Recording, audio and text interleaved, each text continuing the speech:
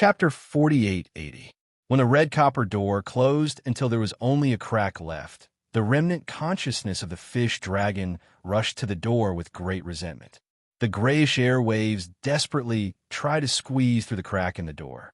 Everyone hurriedly sent out beams of Ling power and Shun power to seal the crack and chase away the remnant consciousness of the fish dragon that had burrowed through the red copper door. Following the sound of the door closing, everyone could not help but breathe a sigh of relief. At the same time, the wisps of mist that had burrowed through the door were eliminated by the Xiozha. The sounds of the outside collapsing and the roars all returned to silence. Everyone looked at each other and heaved a sigh of relief. The members of the duo clan fell to the ground and wiped their sweat as they panted. Rest, rest, rest for a while, rest. They had used up a lot of energy to attack the red copper door, and then to deal with the remnant of the fish dragon. They had used up almost all of their Ling power and Shun power. Right now, they were so weak that any one of them could push them to the ground with just the power of a finger. Arbor silently scanned the crowd and tilted her head to think. If I sell spirit herbs for a fee now, wouldn't it seem a bit unkind? If she dared to say that she was selling spirit herbs at a black price now, would she be beaten up immediately? Little Shimmy, how are you? Murong Fei gripped the sword in her hand, her right hand trembling slightly. I'm fine. Arbor glanced at her and took out a bottle of mind recovery medicine from her pocket. Drink 2 mouthfuls, then meditate and adjust your breathing. Murong Fei reached out to take it. Is this recovery medicine? Little Shimmy, then drink first. Arbor said expressionlessly. I didn't use up any energy just now. I don't need to drink medicine. Everyone, was it painful? It was really painful. Why did everyone want to hit her so much when she said this? Then all right. Murong Fei answered dryly. Sitting down, she drank 2 mouthfuls of the medicine and hurriedly closed her eyes to adjust her breathing. The others also took out all kinds of spirit recovery pills, recovery elixirs, and so on from their inner worlds. They swallowed the pills and drank the elixirs as they entered a state of cultivation. After the time it takes for an incense stick to burn, Murong Fei jumped up and said to Arbor in surprise, Junior sister, oh my God, your spirit recovery elixir is really amazing. I drank it for the time it takes for an incense stick to burn, and I feel that my God power has recovered by 50%. That's amazing. Murong Fei smiled so widely that her teeth could not be seen. She jumped up and said, I'll send some to my brother to drink. Drink 2 mouthfuls at a time. You don't need more than an hour to adjust your breath, Arbor instructed. All right. At this time, many of the people present also withdrew from their cultivation state. However, the fastest among them had only recovered 20% of their strength. Compared to Murong Fei's speed, it was like heaven and earth. Arbor noticed that there were many pairs of eyes around, and they were all looking in her direction. After considering for a few seconds, seeing that they had worked together to resist the sacred beast, she reluctantly took out a few bottles of spirit recovery elixir from her pocket. She hesitated and said, the market price of this elixir is 100,000 per bottle. You only need to take 2 mouthfuls at a time. You can only take it once in 24 hours. Everyone smiled happily and thanked her profusely. After an hour, everyone had recovered about 60 to 70%. They finally had some confidence in their hearts. Xiao Mu took advantage of this time to survey her surroundings. She saw strange peaks and steep cliffs. Chapter 4881. The scenery in front of them actually transformed into stone cliffs and precipitous cliffs. A male cultivator from the duo clan took a step forward and suddenly felt his body tilt. He cried out in alarm and was about to fall. Duo Shanmei reacted swiftly and flung out a belt to pull him back. The male cultivator's face was ghastly pale as he stammered, Miss Duo, I said don't act rashly. Duo Shanmei also broke out in a cold sweat. Observe the situation before acting. Everyone looked in the direction that the man was falling. They saw that there was clearly a rugged path where he stepped. The male cultivator hastily said, I feel like I'm stepping on air. This path isn't substantial. It must be an illusion. Everyone nodded with a solemn expression. They were currently standing on an oval platform. Looking down, they saw tree roots and stone pillars supporting the platform they were standing on. Looking ahead, it was hazy and hazy. There were several small paths that led to the strange cliffs ahead. Every winding and rugged path ultimately sank into layers of dense fog, making it impossible to see the path ahead. Which path should we choose? After walking for a while, the little stoic was a bit hungry. She was taking out half a mantou and nibbling on it when she happened to see everyone's gazes simultaneously on her. She instantly felt baffled. She hastily stuffed the half mantou into her small mouth, as if she was protecting her food. She looked at everyone vigilantly. Everyone instantly felt like they were struck by lightning. "Please, we don't want to snatch your mantou, eldest young," Sir Chin couldn't resist twitching his eyes. Cultivators wouldn't starve to death even if they didn't eat for several days, so there really wasn't a need to snatch half a mantou. Morong Fei couldn't resist coughing. Little junior sister, how about you point out a path?" Everyone nodded in unison. There were 17 to 18 winding paths in front of them. When they couldn't determine which path to take, everyone inexplicably thought that it would be better to have the stoic woman point out the path. Indeed, the stoic woman was absolutely extraordinarily gifted and top-notch when it came to luck. Seeing everyone's trusting gazes gathered on her, Lady Jojo gave them a strange look. She really didn't understand why these people had so much confidence in her. Even she herself wasn't confident. Arbor glanced at the 17 or 18 roads and pointed to a small road on the left that was overgrown with withered grass. Ashioja looked in puzzlement. The path covered in cobblestones beside this withered grass path seemed to be easier to walk on. "Can you tell me why you chose this path?" Old Manager Luo asked with a smile. Arbor had already started walking towards the path, his mouth indifferently dropping 2 words: intuition. She felt that there was something waiting for her in front. This feeling grew stronger the further she walked. It was as if something was calling out to her strongly. Xiao Mu stepped onto that small path of withered branches and withered leaves, walking forward without any hesitation. The rest of the people hurriedly followed. Elder Steward Luo's eyes flashed, and when he turned to look at eldest young Master Chin, he could only helplessly follow after eldest young Master Chin. Walking on this small path, the dozen or so rugged paths in the surroundings instantly disappeared. This path led straight to the heavily foggy area ahead. It seemed to extend into the depths of the mountain forest. It looked rugged, but when they walked up, they found it was extremely flat. Everyone breathed a sigh of relief and hurriedly followed with light footsteps. Chapter 4882. We can be considered to have entered the depths of the pond Lotus Sacred Realm, right? A cultivator asked uncertainly. Definitely. The emotional female cultivator nodded and sighed ruefully. Other than that sacred ichthyosaur beast exceeding our expectations, everything else went smoothly. Everyone nodded in agreement and secretly peeked at the expressionless arbor below. Even if others praised her in front of her, this fellow's emotions didn't fluctuate at all. Looking at her was truly stifling. I wonder if there are still unknown dangers hidden in the depths of the pond Lotus Sacred Realm. In short, everyone needs to be careful. If anyone remembers any relevant information, remember to share it with us. Do Xinwu pursed her lips and said, "This isn't only for our teammates, but also for our own lives. Don't be like some people, always giving advice after the fact, and only taking out crucial items after watching others work hard for half a day." The little stoic suddenly paused and turned around to glance at her. "You're talking about me?" And then no. "You're talking about me." Do Tingqi hastily waved his hand and pushed his indignant sister behind him. The crown princess, my younger sister is a straightforward person. She doesn't have any bad intentions.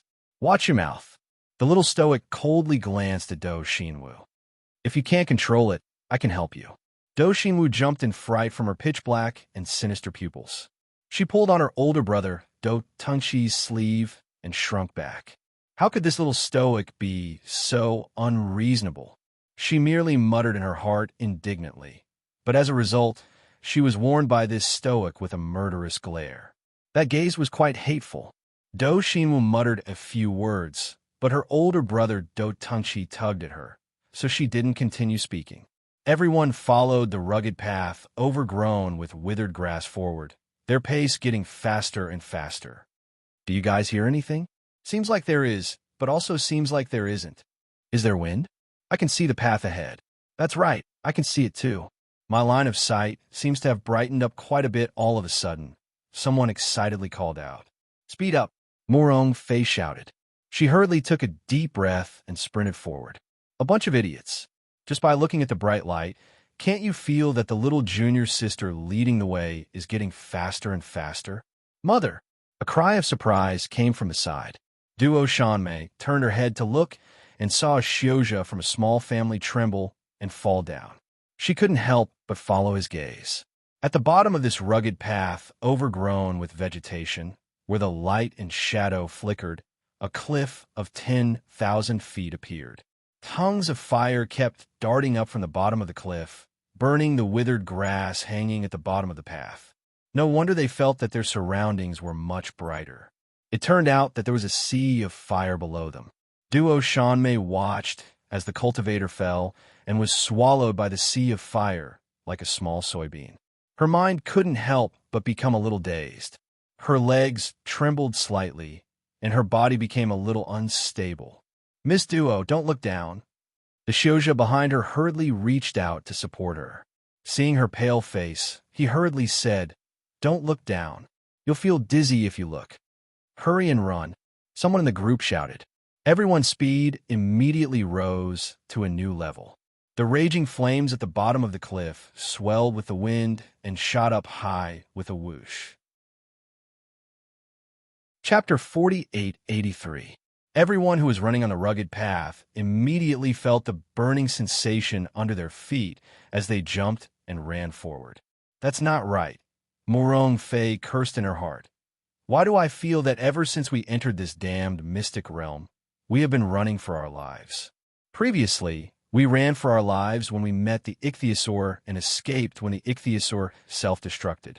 Now, the flames came again after running for their lives for so long. It seemed like there was no end to it. Could it be that the owner of the mystic realm was deliberately exhausting their energy? Do Shinwu felt the burning sensation under her feet as she stomped and jumped. Her face twisted as she scolded. What intuition? What a joke. Intuition is to let everyone on this iron plate and become roasted food? Arbor led the way with flying talismans and steadily led the way. Do Shinwu's complaining voice was not soft and naturally. Arbor heard it all. Arbor did not want to lower himself to her level and did not intend to pay attention to her at first. Who would have thought that the more she scolded, the more energetic she became, and strongly complained to his big brother Do Tengqi. Xiaomu was truly a bit annoyed from listening, so she suddenly stopped in her tracks. She abruptly turned around and flew to Do Shinwu's front with a whoosh. Do Shinwu's prattling words froze in her throat on the spot, and she dazedly gazed at Xiaomu with a dumbfounded expression. Grand Crown Princess! Do Tengqi was frightened by the sudden appearance of the little crown princess in front of him and his sister, and almost fell down from the road. So much nonsense. Arbor's finger tapped lightly in the air. Do Shinwu suddenly opened her mouth and found that she could not spit out a single syllable. There was only a ha-ha sound coming from her throat, like the sound of air passing through. Ha-ha! Do Shinwu reached out and beat her chest as she stared at Arbor in horror. She raised her hand to touch her throat and once again made two ha sounds. Do Tengqi also panicked and cried out helplessly. Grand Crown Princess, what did you do to my sister? Please be magnanimous and let her go. So noisy. Arbor impatiently glanced at the siblings, turned around, returned to his original position, and continued to rush forward with the flight talisman. Run if you don't want to die. Murong Zhao took a deep breath and sped up to catch up. The group of people behind her didn't have the mood to care about Do Xi and Wu's gestures. They quickly ran past her, leaving the Do siblings far behind. Do Fenghua looked back at them and said in a deep voice, Hurry up and keep up. This pair of siblings were truly oddballs. Why were they still arguing with the little stoic at a time like this and refusing to leave? Could it be that they were tired of living? Sister, let's run for our lives first. Of course, Doshimu wanted to escape as well. At this time, her feet felt like they were being burned by a raging fire. If she didn't run now, it would be too late. Run. It's over, it's over. The stone path beneath my feet doesn't seem to be able to withstand the fire. Someone with sharp nerves seemed to have heard a very slight sound coming from the stone path under their feet. Pa. It's over, it's over, it's over. The road is about to be melted by the fire. The road is going to collapse. Hurry and run. Everyone had a long face as they secretly ridiculed in their hearts. The little crown princess's bullshit intuition was seriously too deceptive. Her intuition was to bring them back home. Arbor looked back at the sour-faced crowd and said expressionlessly, "Teammate price, a flight talisman for 50,000 spirit coins." Chapter 4884. I'll buy 2. Give me 2 flying talismans. I'll give you 3. Can you give me another speed talisman, Crown Princess? Crown Princess, I don't have that much cash. Can you give me an IOU first? The little Crown Princess looked at the man who was about to give her an IOU with an indifferent expression. Her eyes were full of contempt. How can you have the face to ask me for an IOU? Do you think your face is worth 1,000 gold just because you're good-looking? That man rubbed his nose embarrassedly. Then I really don't have that much cash on me. Arbor felt that he had nothing to say to someone who couldn't even take out 50,000 spirit coins in cash. I can use my family's identity tablet to pay you. When the time comes, you just have to send a servant to my house and use the tablet to exchange for 10,000 spirit coins. Even if you want to spend so much effort, I'm too lazy to cooperate with you. Arbor glanced at him. I'm selling it at a teammate's price. The market price isn't 50,000 spirit coins. You have to be clear about this. How much? 500,000. Arbor raised his hand and received the identity tablet into his storage talisman. Anyone who wants to buy on credit will be sold at the market price. Tears streamed down the man's cheeks and his heart. The expressionless crown princess was probably the world's #1 scammer. The market price was actually 10 times higher than it was now. The man felt that his heart was dripping blood. But to tell the truth, since he had given the identity tablet to the crown princess, he didn't dare to do anything to scam the crown princess. Otherwise, the consequences would be hard to predict. After everyone received the flying talismans and speed talismans, they immediately imitated the little crown princess and slapped the 2 talismans on their bodies. They immediately felt the feeling of flying forward. Sure enough, their speed suddenly increased. Their feet could even leave the scalding ground, saving the soles of their feet that were about to be cooked. The crowd of practitioners suddenly felt a bit happier. They thought that the 50,000 spirit coins were well spent. The flying talisman's function was really different from ordinary talismans. Everyone lined up in 2 rows and flew forward for a long distance. Suddenly, they saw a white shadow drifting back and forth in the mountain fog. Ghost! The emotional female cultivator was so scared that she almost fell to the ground. Morong Fei was speechless. Could this young lady not be so funny? You're a high-ranked spirit realm cultivator, yet you're afraid of a mere Chime? The group didn't stop and immediately flew over. As they got closer, they could see a white figure wearing a white dress. She was wandering back and forth, back and forth. This can't really be a mountain spirit, right? Murong face stuttered. To be honest, when she saw this kind of thing, she felt her hair stand on end. The white figure suddenly turned his head. His long hair was scattered in front of his eyes, covering his face. He looked like a gloomy wind, and it was quite scary. Especially this white robe and black hairstyle. It was quite scary. Several female cultivators screamed in fright and subconsciously hugged each other for warmth. Arbor also floated over. He suddenly stretched out a small claw and grabbed a section of the other's long hair, pulling it with all his strength. It seems to be a wisp of soul. Young Master Omega Kotoka glanced and said, "No, it can't be." A female cultivator from the Duan clan whispered. Didn't the crown princess catch her? Chapter 4885. Wasn't the crown princess a little too weird? She could grab a soul with just a stretch of her hand. Who would believe it if they didn't see it with their own eyes?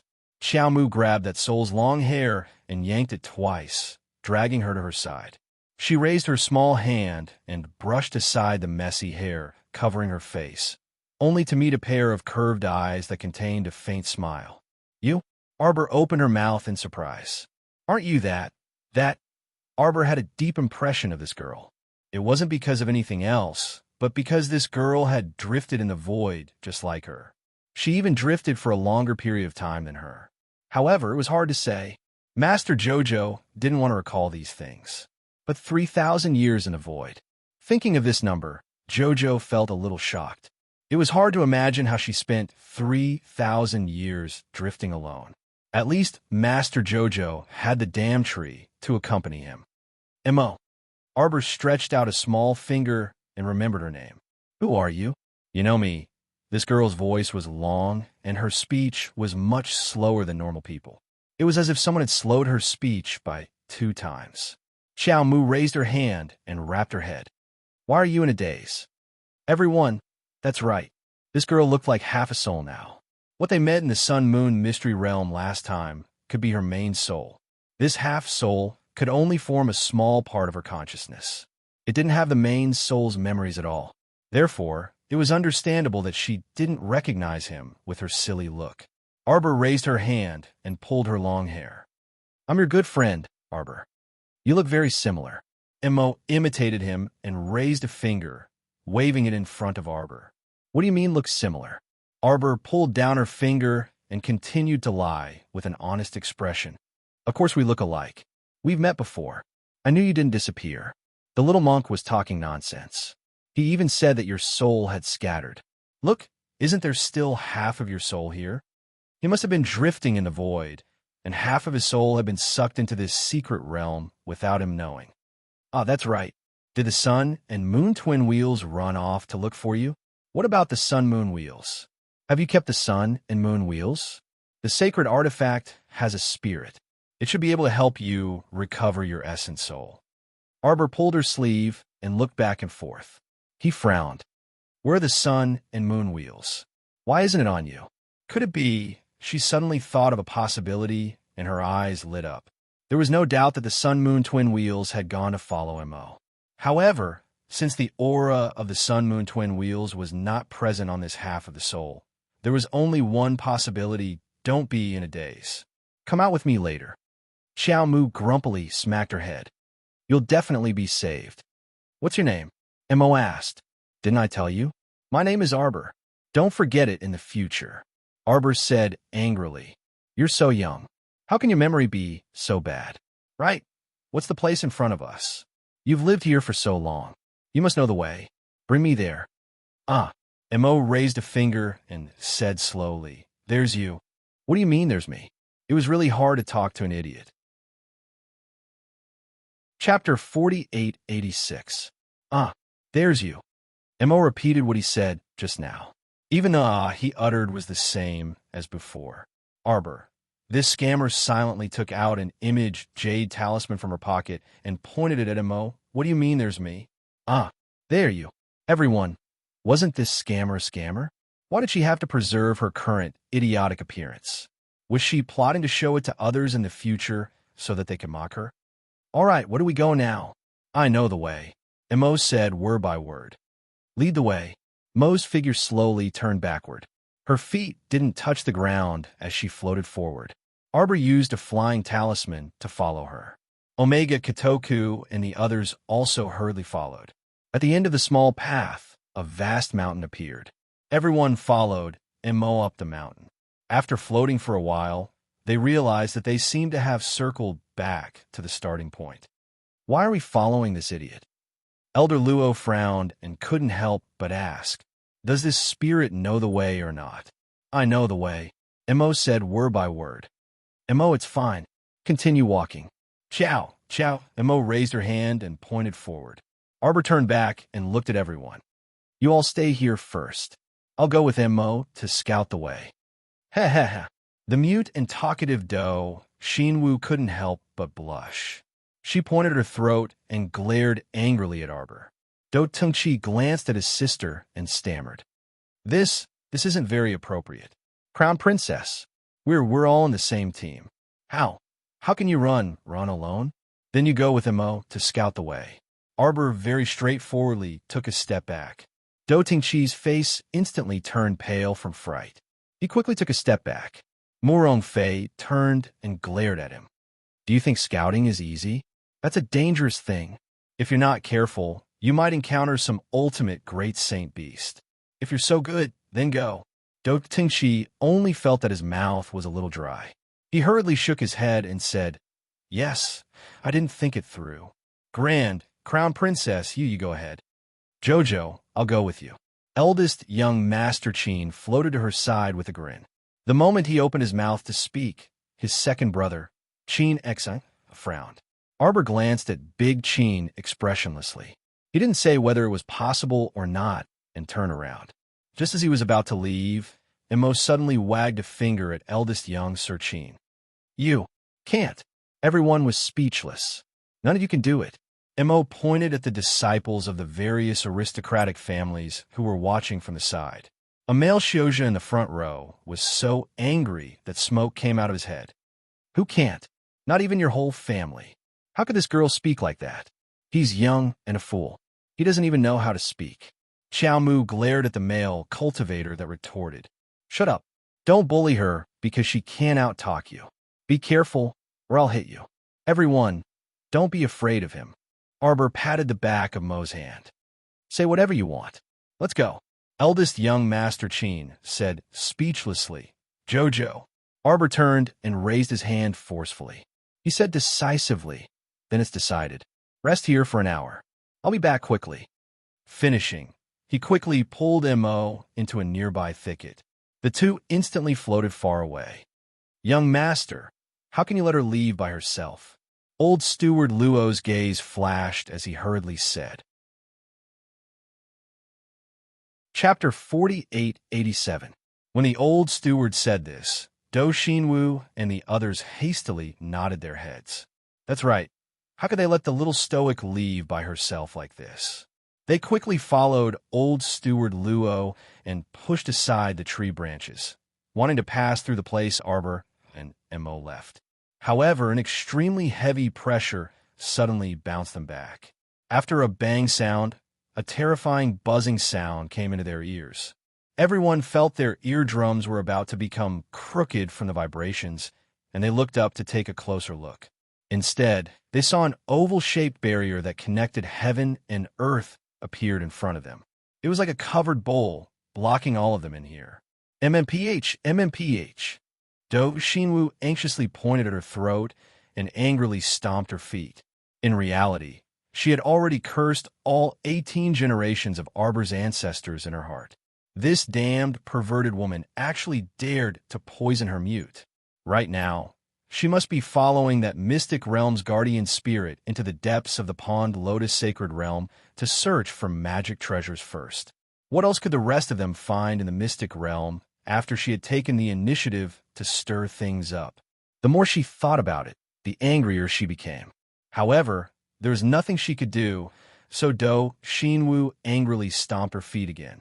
Unfortunately, even if she stomped through the ground, she couldn't leave this place for the time being. The boundary seal here is quite sturdy, young Master Omega Kataku said as he tried to push out a palm. If everyone concentrates their strength to attack the same place, how long will it take to leave this place? Old Steward Luo hastily asked. It'll take at least 2 hours. Arbor followed Mo's faintly discernible figure as they flew for about 5 minutes. Seeing her stop in front of a patch of withered grass and withered leaves, Arbor looked around. What's here? Come. Mo grabbed her hand and used her sleeves to brush away the grass in front of her. Layers of grass and leaves retreated to the left and right sides, and lotus flowers of all colors bloomed in front of her eyes one after another. Arbor stared blankly for a moment and couldn't help but quicken her steps forward. From her point of view, the surface of the lake was covered with lotuses of various colors. The petals were pressed against each other, and the faint fragrance of the lotuses spread in all directions along with the lake breeze. Layers upon layers of lotus flowers interweaved together, making one feel as if they had arrived at a fairyland. Jojo, pick. Emo slowly spat out a few words. He raised his hand and pointed at the lotus flowers in front of him. He pointed at the most plump lotus flower in the center that was blooming with 9-colored light, then raised his hand and patted his chest. That expression of "we're friends, you can pluck it as much as you want" really caught her off guard. "Oh, okay. Arbor's eyes wandered back and forth. He tugged at Mo's hand and asked, "You've been living here all this time. Have you seen other souls?" Yes. Emo nodded his head repeatedly with an adorable look on his face. Jojo's eyes lit up. "Where is it? Take me there." Emo pulled her hand and floated towards the center of the lake for a while. Then he pulled her to a white lotus flower and stood there. Look. Emo pushed Arbor's small body and turned her around, indicating for her to look forward. Arbor couldn't help but be dumbfounded when she saw what was in front of her. She saw an expressionless girl sitting cross-legged on a scarlet lotus flower to the side. Wasn't that signature stoic face her main body? There was actually a fourth soul remembrance here. It really was surprising. Chapter 4888. You. Emo pointed at her, then at the soul remembrance sitting cross-legged on the white lotus. Realization dawned on Arbor at this. No wonder this idiot kept tugging at her and saying, there's yours. It turned out that she wanted to tell her that a wisp of her soul remembrance was stored here. Why wasn't she moved at all earlier and didn't detect it at all? Confusion arose in Arbor's heart. Logically speaking, she should have detected this wisp of soul remembrance when it was so close to her. Could it be that there was an even more powerful divine sense manifestation here that blocked out all the divine senses in this space? While she was pondering, the lake water splashed, and a drenched head abruptly popped out of the water. When Arbor's eyes met his, her small mouth involuntarily gaped. This person really resembled her lotus. His features were picturesque, and his thin lips were lightly pursed. They simply looked identical. However, his eyes were as clear and pure as a fawn's. Right now, he was staring at her without blinking, and it was as if there were stars twinkling in his eyes. She watched as he popped out of the water and pounced on the lotus, looking like he was about to reach out to hug her. Lord Xiqiao did not say anything else and gave him a slap, ruthlessly slapping him into the lake. She heard the sound of water splashing, and soon, that fellow's head popped out from the bottom of the water, and he was looking at her with a confused expression. Don't think that you're my lotus just because you look like my lotus. Who exactly are you? Why are you pretending to be my lotus? That fellow soaked in the water with an aggrieved expression. Not long after he looked at her, he actually started to cry. Arbor silently took out a jade image talisman and recorded Mo Lian's crying appearance. The little stoic reflexively rubbed her stomach and thought, "Child, mother saved your father's silly appearance of shedding golden beans. I'll show it to you in the future." Many years later, our dear Mo Lian would be ridiculed by her child for many years. This was a story for later. You hit me. At this time, the pitiful Mo Lian was looking at Arbor pitifully with an accusatory expression. "Speak. Who are you?" As soon as Xiao Mu shouted, Mo Lian's thin body trembled slightly, and he confessed everything in full detail, like a bamboo tube spilling beans.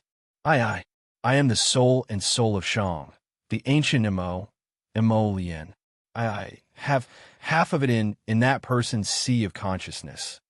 Although this guy was stammering, Xiaomu was very familiar with Mo Lian's matters, so she naturally understood his meaning in a second.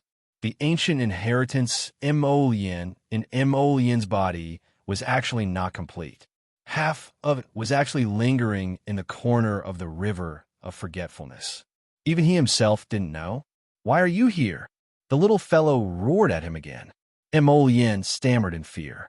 She bit her lip and said pitifully, I've always been here. Yes, it's him. He's stupid. He doesn't know. He inherited this for so many years, but he still doesn't know." Arbor, from the looks of it, Emolien was indeed stupid enough. The ancient Emolien's inheritance in his body was not complete, yet he was still muddle-headed even now. Who are you calling stupid? Even if her husband was stupid, he could only be scolded by Jojo. No one else could scold him, not even ancient Emolien. I am stupid. The ancient Black Lotus pitifully followed up with this sentence. Of course you're stupid. What ancient Emolien?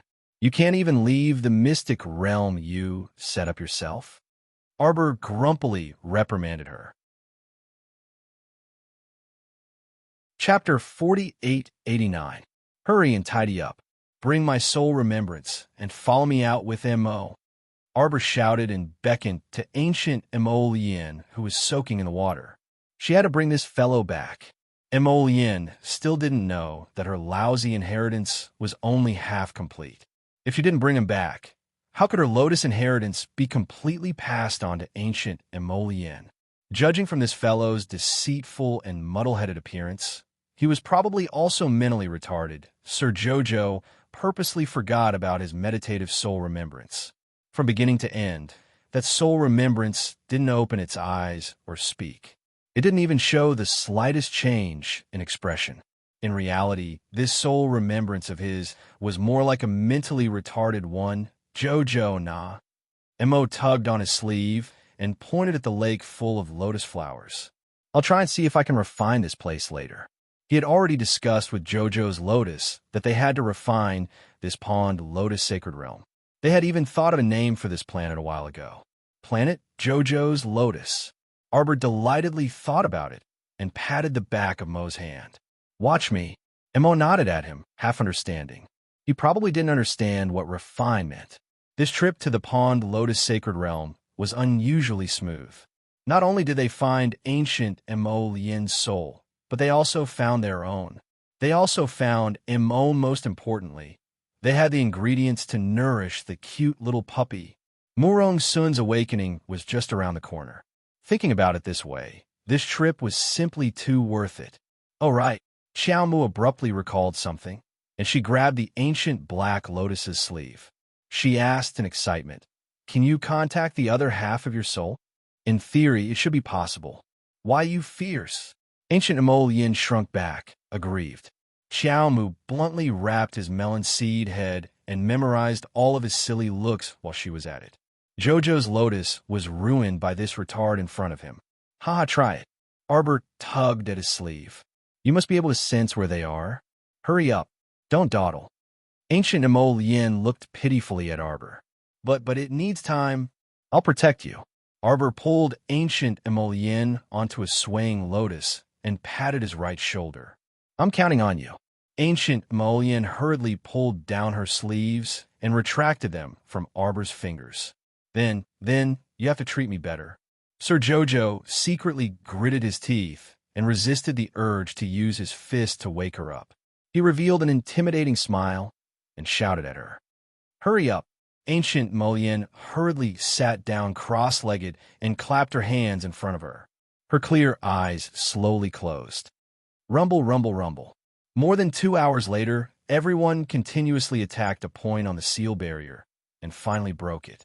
Everyone's expression brightened as they cheered and ran out. The pitch-black mountain path led to the top of the mountain. There were 4 to 5 paths in total. Miss Murong, you're close to the Crown Princess. Did she tell you which path we should take? Murong Fei furrowed her brows silently. It had been nearly 4 hours since Jojo disappeared. Now, she was a little worried about her junior sister. She didn't know where her junior was at this moment. Chapter 4890. Old Steward Luo looked at the numerous mountain paths that led to the top of the mountain and muttered, "It should be that mountain path." He pointed to the third path on the left. Miss Chiao's aura faintly seeped out from there. "I guess it should be this path." Everyone was in a daze. Hearing the old steward's words, they hurriedly calmed down and spread out their spiritual senses to feel. Then what are we waiting for? Let's go. A disciple of a small aristocratic family waved his arm forcefully. Without another word, he pulled his fellow disciples and strode towards the mountain path. Suddenly, 2 or 3 strange things pounced out of the grass, baring their fangs and brandishing their claws as they roared.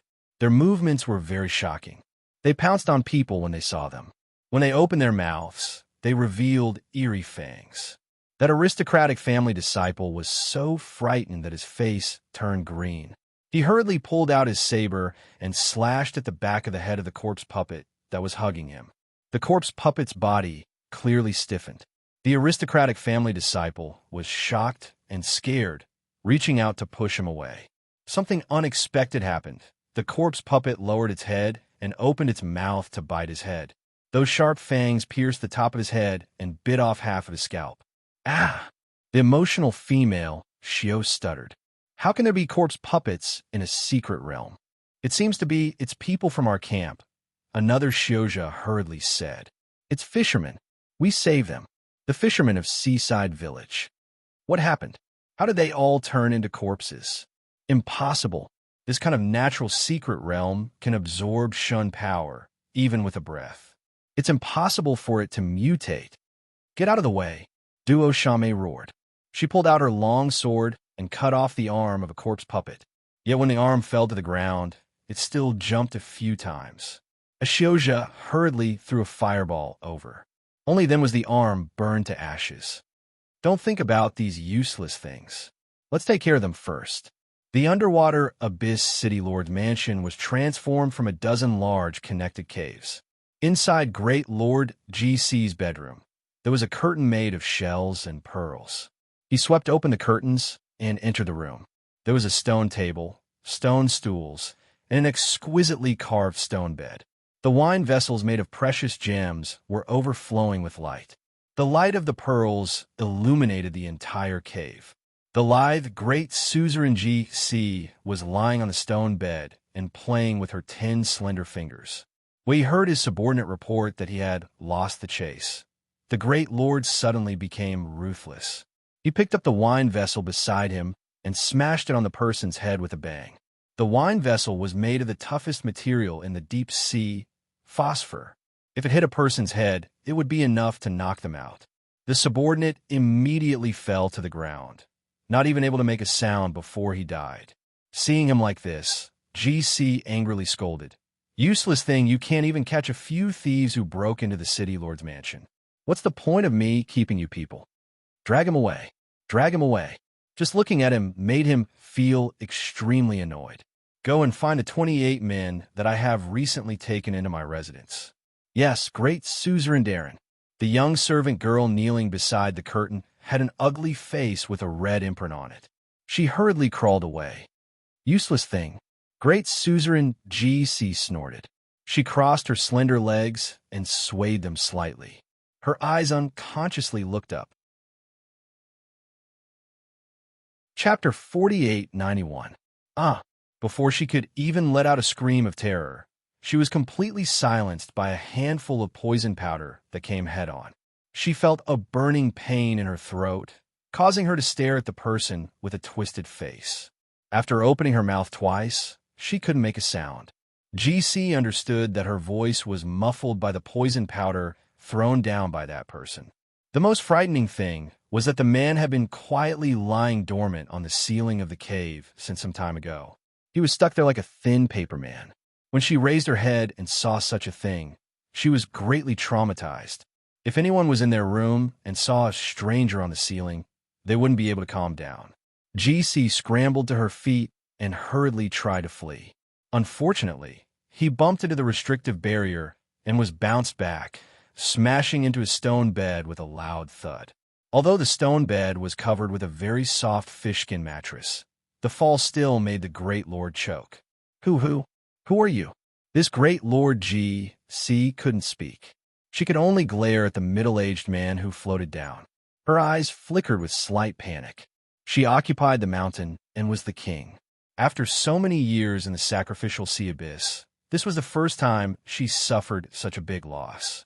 Someone actually snuck into her cave, and she didn't notice it until now. You're one of those thieves? Great Lord GC questioned the middle-aged man in front of her. However, the other party didn't even bother to look at her. He walked in front of her and slapped her body. Great Lord G.C. opened her mouth in pain. She watched as a black pill flew into her mouth and merged with her saliva. Great Lord G.C.'s expression changed. She grabbed the clothes in front of her chest and retched. At this moment, it was completely noisy outside. Zwolan Mountain was in front of the cave and attracted the firepower of the entire evil kingdom. In front of everyone, it transformed into a huge snake. As it lifted its tail, the stone bricks on the cave wall rolled down. Among the more than 50 natives of the evil kingdom, at least 20 to 30 of them gathered their firepower and attacked the snake with all their might. At this critical moment, the venerable Peach Blossom Immortal appeared beside Zwolan Mountain. He grabbed his right shoulder and kept transferring Saint power to him. The combined firepower of dozens of natives and the combined firepower of the two of them caused an earth-shaking collision, as if two star domains had collided. All of the Aborigines were sent flying, and their wails were heard all over the place. Zwolan Mountain snorted. "You guys overestimate yourselves." One of the Aboriginals who had been sent flying shouted with a face full of shock. Quickly report to the great feudal lord." Someone who's not afraid of death, came to the city lord's mansion to cause trouble. As soon as he finished his sentence, he was smashed into a pile of meat paste by the 100-meter-long tail of the humanoid snake. "You talk too much. Can't you be quieter? Are you looking for this great lord?" Prince Imo, who was disguised as a middle-aged man and had an ordinary appearance, pressed his sword against Great Lord GC's back and forced her to walk over step by step. Great Lord GC's lips trembled as if she was so angry that she couldn't speak. However, the truth was that the poison had already dissolved in her stomach and was overturning the sea. Chapter 4892. Now, she only felt that her body was alternating between hot and cold, as though she was sitting on a small boat, bobbing up and down on the turbulent sea. She wanted to concentrate her spiritual sense, but it was extremely difficult. Everything in front of her was blurry, and the sounds by her ears seemed to be getting further and further away. She panicked for no reason, and GC raised her head strenuously, wanting to see the face of the middle-aged man in front of her clearly. But it was a pity that this was a face without any distinguishing features, and he did not look like a cultivator who had embarked on the path of cultivation. There was not the slightest change in expression on his ordinary face. No, that's not right. This person's face looked a little strange, as though it was a fake face. That's right, his face did not match his temperament that was as cold as snow. This person had changed his appearance. GC widened her eyes in shock, and just as this thought floated through her mind, she felt a sharp pain in her back.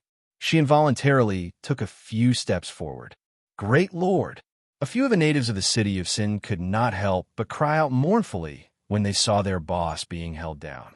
GC was held down by Lien's sword, and she walked down the stone steps step by step. Her originally charming face was now pale and distorted.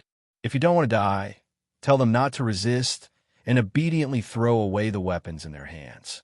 Lien sneered unrestrainedly, and the sword in her hand pierced into the woman's back. What do you want?" GC suddenly realized that she could speak, and she hurriedly shouted, "Do you know how many people there are in the Sin Kingdom?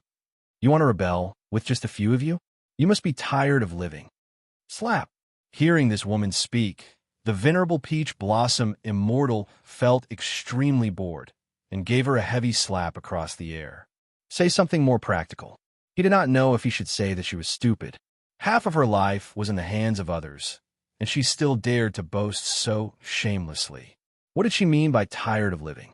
She was the one who was in a difficult situation now, wasn't she?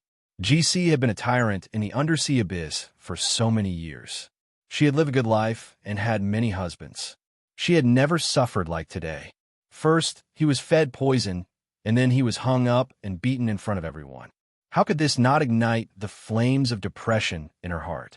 Let go of our great lord. A trembling old man stepped forward and pointed at Lien as he bellowed. You're blaspheming our grand leader. You! How dare you? How dare you? The venerable Peach Blossom Immortal glanced at him. In fact, they had already snuck into the large karst cave of the city lord's mansion 2 days ago.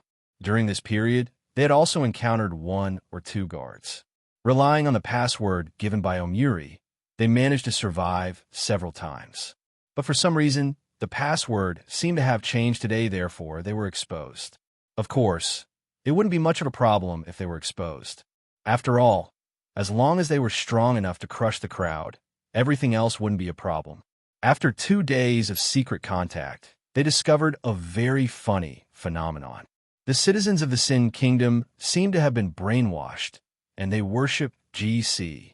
Therefore, even if the distribution of resources was very unfair, and the food they found was severely exploited by the Great Lord, they still mindlessly showed a very respectful attitude to the Great Lord. They had seen this old man before them when they were worshipping in the sinkhole. He should be an old resident of the Sin Kingdom. Mo Lien raised her hand, and a sword light flashed. Chapter 4893. High Lord GC's left ear fell off, dripping with blood.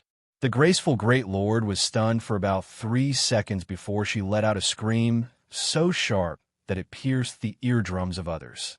She had never thought that the man behind her, who did not show his face, would cut off one of her ears with a single move. From now on, she would be a beauty with 1 less ear. With such a fatal flaw in her body, how could she look at herself in the mirror in the future? High Lord GC, who had always prided herself on being perfect, couldn't accept this fact. The piercing scream lasted for a few seconds before it was extinguished by Yuan Shurchen's slap. So noisy, Yuan Shurchen casually glanced at the woman and turned to face the citizens of the Kingdom of Sin, who had calmed down in an instant. You guys saw it. If you speak any more nonsense, your High Lord will have 1 less thing on her. It could be her ear, her nose, her eyes, or her mouth. The venerable Peach Blossom Immortal circled around High Lord GC with a smile. The sharp dagger between his fingers slid gently across the trembling woman's face. High Lord, your left and right are not symmetrical now. High Lord GC couldn't help but tremble. In a state of inexplicable horror, she couldn't help but cry out in a trembling voice, You, stop. You guys want what? What do you want? TSK, wouldn't it have been better if we cooperated earlier? The venerable Peach Blossom Immortal kept the thin, sharp dagger in his sleeve and looked at High Lord GC with a smile. Tell me first, how did you block the realm suppression? No, how would we know? No. In the blink of an eye, GC's other ear was cut off by the venerable Peach Blossom Immortal as soon as she said that. Shenwu couldn't help but cover his eyes with his hand. Seeing this, the Snake Man couldn't help but sneer at him. Weren't you imprisoned by this female overlord for a while? Now that you see her miserable state, could it be that you sympathize with her? No such thing. Then why did you cover your eyes with your hands? Zhuolan Shan snorted with disdain. If it was me, I would first go up and slap her twice, then cut off her tongue and mouth. You little human, being so soft-hearted, you will definitely suffer a great loss in the future. Shenwu knew that the human snake's words were crude, but not crude. What he said was not completely unreasonable. He had been a soft-hearted person since he was young. Even after embarking on the path of cultivation, he didn't seem to have changed much. Because of his soft-heartedness, he had suffered countless losses. However, he could not completely get rid of this bad habit. Senior's right. Shenwu nodded. He cupped his hands and bowed. Junior will definitely correct this bad habit of his. Snake Man glanced at him and crossed his arms. Then, he turned to look in the direction of the venerable Peach Blossom Immortal. You think we're desperate to know? The venerable Peach Blossom Immortal sneered. Even if you don't say it, our cultivation levels are not suppressed by the rules of this place. We're just curious. I'll say it. I'll say it. In a moment of hesitation, both of her ears were cut off. The viciousness and mercilessness of these men made GC fearful. She hurriedly revealed the truth with trembling lips. Chapter 4894. Behind my bedroom, there's a sinkhole that's connected to the ancient array. I swear that everything I said is true. There's a holy treasure in the center of the array. I don't know if it's what I think it is. I suspect that the natural realm suppression here is actually caused by this array. The so-called heavenly Tao law is probably formed by this holy treasure, including the exit of the abyss of the sacrificial sea. It's probably blocked by the array. But I've studied it for many years and still couldn't find a way to break this array. We can't get out at all. Previously, the entrance of the abyss of the sacrificial sea was sealed by the aristocratic families. After a year, the seal was finally lifted. Who would have thought that there would be a ferocious beast guarding the exit? We fiddled with it for a long time, burning it with fire and stabbing it with ice thorns.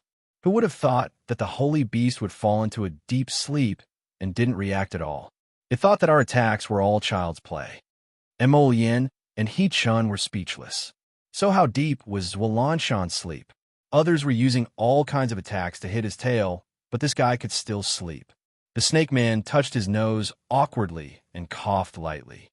You can't blame me. It's just too boring to stay in this broken place. What else could he do besides hibernating? As long as he hibernated, he could slowly recover the essence, energy, and spirit that he lost.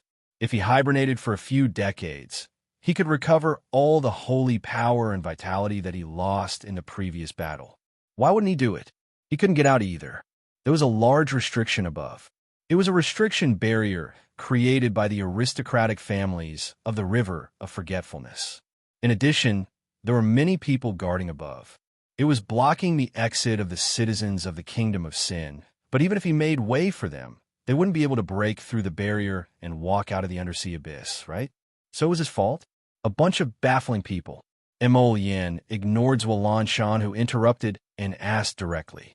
Holy treasure? That's right. I suspect that it's a saint artifact that has already formed its own saint spirit. Mo Yin's eyes lit up. She thought to herself, a sacred tool that can form a holy spirit is basically one of the best in the world. Among the saint tools, only 1 in 10,000 could form a holy spirit on its own. From this, one could see how rare and precious it was. Lead the way. Mo Yin unceremoniously tied him up with a spirit-binding rope and tugged hard. Lead the way. GC was tripped by an elegant floor-length dress and almost fell down. Mo Yin had already tossed the spirit-binding rope to Chun Wu. Chun Wu subconsciously grabbed the rope and pulled on GC's body that was tilting to the side. When the great leader turned around, her beautiful eyes immediately widened. You were the one from before, little one? Kid? She had a very deep impression of this brat. It was a kind of hatred that came from not being able to get what she wanted. This brat didn't want to be with her no matter what. In the end, he would rather be taken to the deprivation sinkhole by her than give in to her. Since she was destined to not be able to get this man, then no one else would be able to get him in this life. That was exactly what GC was thinking when she ordered her lackey to send Shen Wu on his way. But now, Shen Wu is actually still alive. Chapter 4895. Yet, she was on the verge of death. Things in this world were truly complicated and ever-changing. In the past, GC would never have believed that she would one day be reduced to such a miserable state. Old John, what should we do now? Several natives of the Sin Kingdom surrounded the old man who was worshipping in the sinkhole and secretly rubbed their palms anxiously. The old man trembled as he took a few more steps forward and knelt down. He clasped his hands together and bowed to the sky. He shouted at the top of his lungs, "Heavens above, you can't treat GC like this. If it weren't for GC leading us to build a city and a home here, we would have died long ago. GC is our benefactor. What do you outsiders want to do to the High Lord?" Mo Yin glanced at him coldly. Don't act like you have a deep grudge. You only have yourself to blame. Over the years, many people have died in your hands. You gutter rats. What right do you have to negotiate with me? Let's go. Mo Yin reprimanded coldly.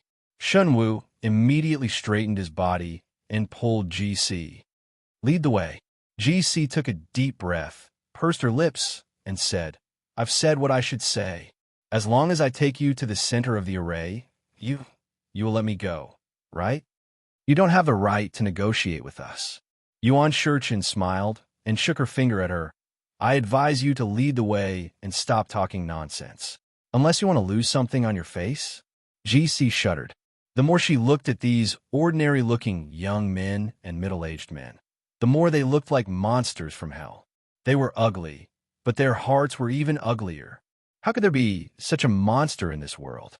Snake Man secretly glanced at GC and asked Yuan Shurchin, "Is that woman cursing us in her heart?" The look in his eyes was strange, as if he was looking at something dirty. Yuan Shurchin reached out and pulled him up. He followed up and said indifferently, "She's cursing you." GC's so-called sleeping palace was actually just a large cave that had been pieced together by a few caves. Considering the harsh living conditions here, the extent of this woman's extravagance could be said to have reached a point that made one's hair stand on end. Small holes were chiseled into the walls on both sides of the cave. Round gemstones of various colors were embedded in the holes. The multicolored lights connected into a line, and these underwater gems emitted the purest and most transparent light. Emolien suddenly raised her hand, and a few dumb-looking mechanical puppets suddenly appeared in front of everyone. Collect. Be gentle. With a swipe of his hand, he took out a few gaudy cloth bags with ink-colored lotus flowers embroidered on them and tossed them to the golems. After the group of golems received the order, they immediately turned around and walked over together, starting to get busy. Dig out the various round gemstones on the cave walls. Hu Shurchin was speechless. The Snake Man was dumbfounded. He couldn't help but glance at Lord Emolien. What is he doing? This was daylight robbery. Could this guy be any more shameless? He had painstakingly collected so many shells, pearls, and gemstones of the underwater abyss, but they all ended up in the hands of this shameless guy. Don't leave anything out. That box. Chapter 4896. The ruby on the box is not bad. Forget it. Don't bother if you can't take it off. Take it along with the box. Everyone was speechless. The venerable Peach Blossom Immortal's mouth twitched. He couldn't help but facepalm. My heavens, look at how Chow this trash's daily actions had led Emolien, that trash astray. Wasn't he supposed to be a serious and cold-crowned prince? What did he become now? You. Great Overlord GC's eyes rolled back. She fainted from anger. Emolien glanced at her. Then, she pointed at a golem and said, "Slap her." That golem walked forward in a daze. Without a word, it slapped Great Overlord GC's tender face twice. Of Great Overlord GC, who woke up, spat out a mouthful of blood. She was so angry that she fainted again. Oh my God, Emolien is really capable. She actually made Great Overlord GC faint twice in a row. The venerable Peach Blossom Immortal supported himself against the wall, but he staggered and nearly lost his footing. He cursed inwardly. It's over. Sir Chow has definitely led Emolien further and further down the path of evil. What does it mean to be marked by the company one keeps? This is probably it. Shun Wu tugged on the spirit-binding rope and pulled Great Overlord GC up from the ground. The golem raised its black stone arm and slapped GC twice, waking her up from her stupor. Continue leading the way. Emolien's emotionless and cold voice entered Great Overlord GC's ears. Her entire body quivered, and her legs couldn't help but tremble. If she dared to faint again, Emolien would definitely let her have a taste of the 18 slaps. Great Overlord GC didn't need to look in the mirror to imagine how swollen her face was right now. Tears streamed down her face. She had never been so angry in her life. Why didn't she explode from anger? For so many years, she had been used to living in the undersea abyss. How could she accept such treatment? If she cries again, I'll gouge her eyes out, Emolien said coldly. GC's pitiful tears welled up in her eyes. She did her best to hold them back. At this moment, if GC could howl towards the sky, she would definitely cry out bitterly. It's so hard to live. Just how unlucky must you be to encounter such a fiendish star that didn't give you any reason at all? He Shurchin facepalmed again. Bro, you're too cruel. Emolien was a typical example. He was full of love and patience when it came to his wife, but when it came to other people, he would be all kinds of irritated and long-winded. So shut up. What an emotional guy. He chin pursed his lips. GC bitterly shed a few tears, but in the end, he impatiently scolded her. He didn't even allow her to cry crazy. This extremely vile behavior was simply outrageous. Great Overlord GC's two noodle legs trembled as she led them through the winding karst cave for less than half an hour. Pushing aside the barrier blocking the entrance of the karst cave, GC led everyone out of her bedroom. She pointed at the deep square pit in front of them. It's right there. I can't get close. If I go over, I'll be thrown out. As soon as she finished speaking, she found that her head was moving forward. She was kicked out by someone. Dong! A loud sound rang out. Great Overlord GC crashed into a transparent barrier. Chapter 4897. This collision caused her to see stars. She fell limply to the ground and fainted again. At this moment, GC's appearance was very miserable. She no longer looked like a high-spirited local tyrant. Not only had her ears turned into a bloody mess, her forehead had also collided with the barrier. Now, there was a ridiculous bump on her forehead. This GC lay on the ground miserably. Her mouth was slightly open and her breathing was heavy. Her expression was conflicted and indignant. Her eyes were tightly shut, and she was unwilling to open them. She did not want to see those disgusting and ugly people anymore. And in front of everyone, transparent barriers appeared. The square pit in the middle was rather far away from the barrier.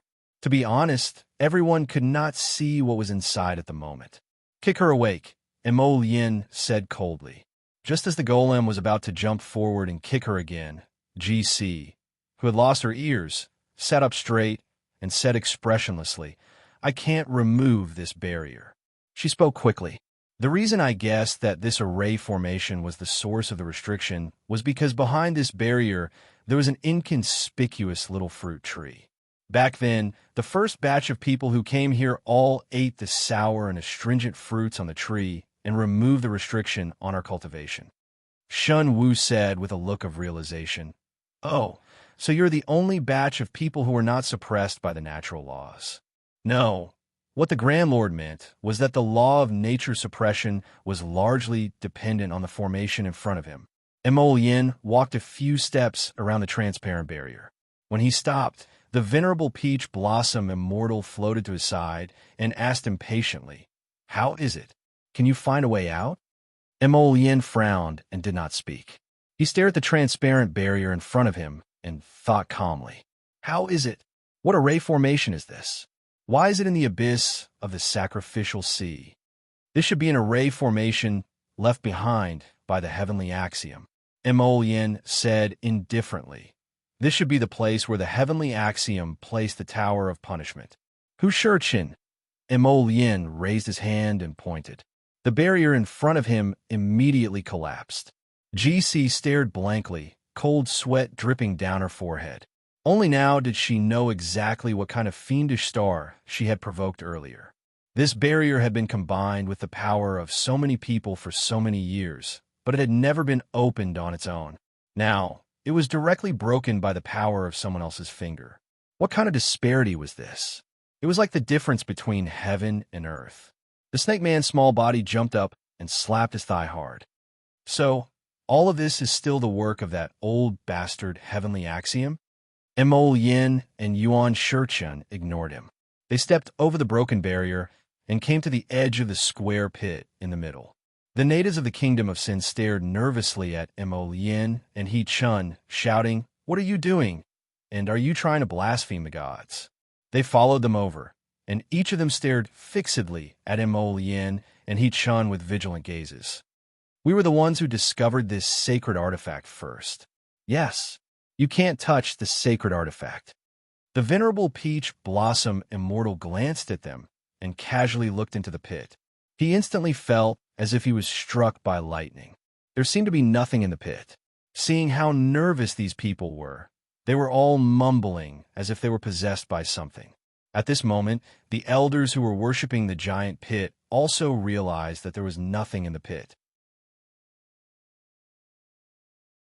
Chapter 4898. These citizens of the Sin Kingdom all had a look of disbelief on their faces. They looked at each other suspiciously. One of them suddenly roared, "Old Joe, is it you? You sneaked in and took away the sacred artifact. You already had the heart to steal the sacred artifact? What? Don't slander me. Who took away the sacred artifact? I haven't even seen what the sacred artifact looks like. Have you seen the sacred artifact before? What does the sacred artifact look like? Tell me." That person snorted embarrassedly. The sacred artifact is usually shrouded in a ball of light. Who can see it clearly? Okay, stop arguing. Let's see if the sacred artifact is still in the pit. Where is the shadow of the sacred artifact in the pit? That's right. This pit is obvious at a glance. It's basically just when everyone was arguing, a child's little paw suddenly grabbed one of the people's shoes. The man was shocked. When he looked down, he saw a pale little paw on his shoe. He almost peed his pants on the spot. Ghost child. His lingered in the air. Before he could finish his words, he was sent flying by a strong force and fell heavily into the pit. Everyone was shocked by this unforeseen event and quickly took a few steps back. At the same time, they saw a naked 3-year-old child jumping up from the edge of the pit. His little hands and feet moved nimbly. He jumped onto the foot of a practitioner and stepped on it. His little body jumped up 1 or 2 meters. She raised her leg and kicked the mouth of the unlucky cultivator. His messy roar in the wind was completely stopped in the deep pit. Everyone stared dumbfoundedly at the unlucky practitioner who was kicked by the child. This guy was like a kite with a broken string. He flew into the pit and fell head first. With a cracking sound, no one knew if his teeth were broken or his chin was broken. He was in so much pain that he covered his face with both hands and rolled back and forth in the pit. When the others saw this, they hurriedly retreated. Each of them stared at the lively little brat who was running back and forth around the crowd, as if they were looking at Monster. This little demon ran 1 round and kicked 2 people flying, then ran another round and kicked a few more people flying. After a few laps, the pit was filled with wailing, unlucky people. Outside the pit, only Mo Lien, He Jiechin, and a few others had not been poisoned. The little rascal scampered around and stopped in front of Mo Lien. He tilted his little head and looked up at her. Puffing his cheeks, he scolded, "Who are you?" Yuan Shichan restrained himself and coughed lightly. "A sacred artifact's spirit transformation? How dare you?" The child put her hands on her hips and angrily rebuked. "Where did this mountain spirit come from? How dare you be so rude to me? Call me Lord Guangguang." Hu Shichan was speechless. The venerable peach blossom immortal smiled at him and waved his hand. Lord Guangguang ran to the venerable peach blossom immortal's side with his bare little body. Before he could speak, the smiling man turned hostile and mercilessly knocked him on the head. "Tell me, what kind of divine weapon are you?" The venerable peach blossom immortal reached out and picked up the little ghost. "If you don't tell me, I'll beat you back to your original form." "How dare you?" The little fellow let out an angry shriek. He struggled with his little arms and legs and said angrily, "How dare you be so rude to Lord Guangguang? I'm warning you. Hurry up and release Lord Guangguang. Otherwise, I'll make you." Chapter 4899. The Holy Spirit was momentarily at a loss for words. After thinking for a long time, he said angrily, Eat? You still have to take it after eating it? You can't even speak coherently, yet you're still learning to speak harshly." The venerable peach blossom immortal curled his lips and tapped his bald little head with a finger. "What kind of divine artifact is this? How dare you?" A certain Holy Spirit shook his limbs in exasperation. He opened his mouth and shouted, "You ugly freak! You're not allowed to hug me. Let me tell you, you're all too ugly. I swear I won't form a contract with you even if I die. Give up on this idea, even if you cry and kneel and beg me. I won't want you." Hu Shichan, Mo Lien. This fellow was actually a dog for looks? What exactly was this thing that gave birth to such a strange divine artifact spirit? Looking at it, it didn't look like some unknown little divine artifact. It had to be a natural divine artifact that had formed a spirit after thousands of years, right? Why did it look like it deserved a beating? No one wants to form a contract with you. Mo Lien, this venomous tongue, started to display his specialty again. You look like you're useless with short arms and legs. Other than being able to eat, you probably can't do anything else. Whoever wants to form a contract with you is unlucky. Hu Shi-chun, will you die if you don't speak venomously? Look at how this child's eyes were red and he was about to cry. What do you have to do with the heavenly Tao? You look like a naturally formed divine artifact. Logically speaking, after forming intelligence, you shouldn't look like a child. Could it be that the heavenly Tao suppressed you to this state? Hu Shi-chun casually deduced, his tone revealing a hint of schadenfreude. As expected, the heavenly Tao, this old fellow, attacked whoever it saw, without exception. Seeing that the naturally formed divine artifact had formed intelligence and was about to form a spirit body, the heavenly Tao actually sinisterly set up a large array to suppress others. All right, this matter should be clear now. This deep pit at the bottom of the sea was not to trap others at all, but to trap this divine artifact. The heavenly Tao was tricking the divine artifact. In the end, it happened to meet the aristocratic families of the River of Forgetfulness and found such an excellent treasure ground to expel the traitors. Thus, these people were all tricked by the heavenly Tao and divine artifact.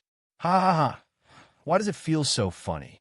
Student He-chan smiled and touched the Holy Spirit's bald head. Guang Guang. Lord Guang Guang. Puff. All right, Lord Guang Guang, why don't you tell us what you are? Why does the heavenly Tao want to trick you like this? Speaking of this, the child's eyes turned red. Shi-chun pulled a cloth from the side and wiped the child's red eyes. He coaxed softly, "Don't cry, Guang Guang. Uncle will take you out, okay? I'll introduce you to a friend with the same bald head to play with you, okay?" The Holy Spirit sobbed, and its eyes suddenly lit up. It automatically blocked the words bald head and asked anxiously, "Can you get out?" "Of course, we just need to break the formation before us." Wah! Unexpectedly, when the child heard this, he immediately cried out, "Then you won't be able to get out. The heavenly Tao used my body to set up a formation core at the bottom of the pit. You can't destroy it. My body is very sturdy. It can't be smashed or damaged. No matter what, it can't be broken. We can't get out, sob, sob, sob. We can't get out, sob, sob, sob, sob." Mo Lien flipped her hand and slapped the deep pit. The shrimps in the kingdom of sin in the pit were so frightened that they fled in all directions. Chapter 4900. What are you doing? You. The man called Old Joe gritted his teeth and shouted. When he saw Mo Lien's cold face, he swallowed the rest of his words. Although the middle-aged man in front of him looked ordinary, his pair of phoenix eyes were especially frightening. It was so cold that it made people fearful. "Quick, look, it's a sacred weapon, a sacred weapon." Someone shouted. Everyone's gaze was attracted to him. A ball of light appeared at the bottom of the pit. It was so bright that people couldn't help but reach out to block their eyes. If they continued to stare at the ball of light, they would immediately go blind. Yu-chun swung his hand and used a vine whip to whip it, but it failed to whip away the ball of light. Instead, it allowed the ball of light to roll a few feet along the vine and hang in the middle of the pit. It was like a radiation source, so bright that people couldn't open their eyes. This light is too dazzling. Yeah, what is this sacred weapon? For so many years, we have been trying to figure out what it is, but we haven't been able to see it clearly. Old Joe sighed and said, "It seems that I have no fate to see its true appearance in this lifetime." That's not necessarily true. Another person stammered, "With those sirs here, I think that we might really see the true appearance of the sacred weapon today." But this sacred weapon probably had no fate with them. With so many experts here, it was impossible for them to snatch the sacred weapon. The sacred weapon had already formed a sacred spirit and had its own consciousness. Among these people, the only ones who could catch the sacred weapons, I were definitely not ordinary cultivators like them. Sigh, what a pity. Old Zhou and the others cursed in their hearts. Emolien raised her hand and pointed. A cluster of burning, sacred fire suddenly fell into the pit. It circled around the ball of light and rolled out black hot flames. Great feudal Lord GC, who had been lying on the ground pretending to be dead, couldn't help but widen her eyes. She shouted in her heart, "Black fire. It's actually a black sacred fire? Damn, who the hell is this person? Why did he come to the bottom of the sacrificial sea abyss?" The sacred fire burned the ball of light and peeled it off, revealing the true form of the sacred weapon inside. This is... Old Zhou and the others widened their eyes in shock as they looked at the original form of the saint artifact that had been peeled off. Their expressions were filled with disbelief. Actually, it's a mirror? It's a mirror? Everyone shouted. What mirror is this? It looks very ordinary. It was indeed very ordinary. Right now, in front of everyone, suspended high in the air, was a small handheld mirror. The edges of the ink-colored mirror were engraved with fine markings. It was a small mirror that seemed a little too small to hold in one's hand. It was actually an ancient saint weapon that could form a saint spirit. This type of saint artifact was not a man-made weapon. Instead, it was a natural artifact that had been exposed to the light of time. "How dare you?" Lord Guangguang, who was in Ji Qin's arms, opened and closed his small mouth as he angrily rebuked, "Ignorant humans, what kind of expression is that?" He actually dared to look at Master Guangguang with a suspicious gaze. He must be tired of living. Ma Yingqian sneered. Just as he was about to speak, he suddenly saw the air fluctuate slightly. Jojo's small face suddenly appeared among the ripple-like phantoms. "What are you doing?" Arbor roared at the floating phantoms in front of him. "It's been so long, and you still haven't come back. What are you waiting for?" Chapter 4901. The venerable peach blossom immortal touched his ordinary youthful face, his eyes full of surprise. "I've already become like this. Yet you can still recognize me?" "Jojo." Emolien pushed him away with one hand, a trace of joy flashing across his phoenix eyes. "Jojo, why did you suddenly appear?"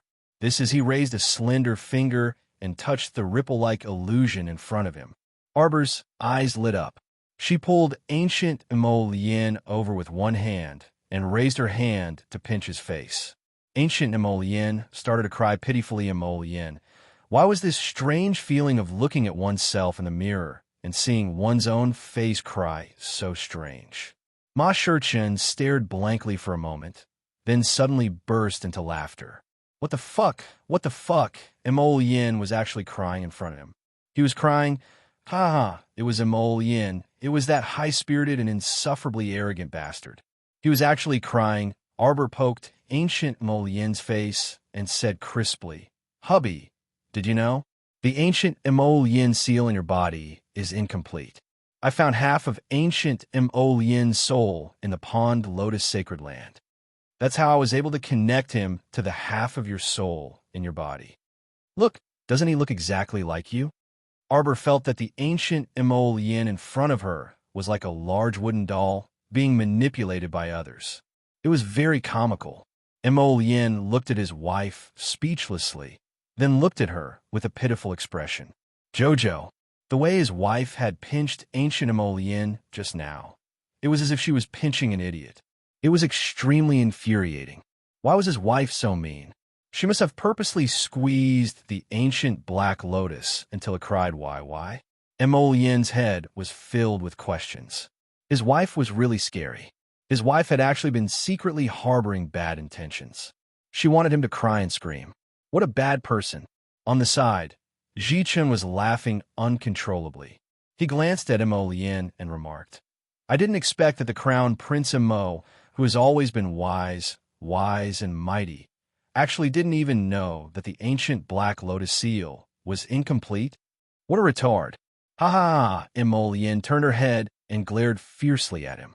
Don't think that just because he didn't finish his sentence, he didn't know that this guy was secretly mocking him. Uft. Ma Yingxian tried to hold back her laughter, but she couldn't. She laughed out loud cheerfully. Do you need help? Help your ancestors. Mo Yin glared at him again before turning her head to look at Arbor, which was faintly discernible in the water ripples. Jojo, why did you go to the pond, Lotus Sacred Realm? Arbor stopped joking and stared at her husband. After a long pause, just when Mo Yin thought that his wife was finally going to talk about serious matters with him, his wife deliberated before saying, It's a long story. Yuan Shichun. Mo Yin, it's me who shouldn't have had such high expectations for my wife. She wasn't cut out for telling stories. The little stoic looked at Rotten Peach Blossom with a taut face before looking at Jojo's Lotus. She harumphed and said, You guys actually had so much fun in the undersea abyss that you forgot home. Of course not. The venerable Peach Blossom Immortal hastily waved his hand. We missed you so much, Jojo. Mo Yin missed you every day and was constantly worried about whether you ate your fill. Arbor's eyes brightened. I ate quite well. Everyone.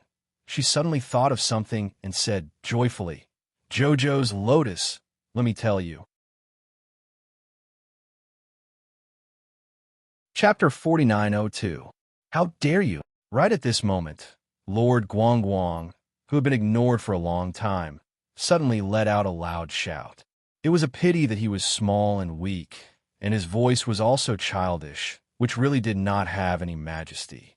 Arbor's gaze finally fell on the child, and he Chin's arms through the water ripples illusion. Who is this little brat? Who are you? How can you open up this space-time passage and appear here in the form of an illusion? The girl in this illusion was too strange. This place was extremely deep in the sea abyss, with its light congealing mirror as the heart of the array, an isolation array set up by the heavenly Tao. Logically speaking, no matter who it was impossible to come here in the form of a soul, and would definitely be isolated outside. But why did she? How dare you, female thief? Who are you to the heavenly Tao? Arbor stared at the little brat with a stupefied expression, staring at him through the screen. If this little brat was in front of her at this moment, she would definitely pull him over and give him a good beating. Do you know how to speak human language? Who is a female thief? Who is a female thief? Your whole family is female thieves. Speak. You are the heavenly Tao.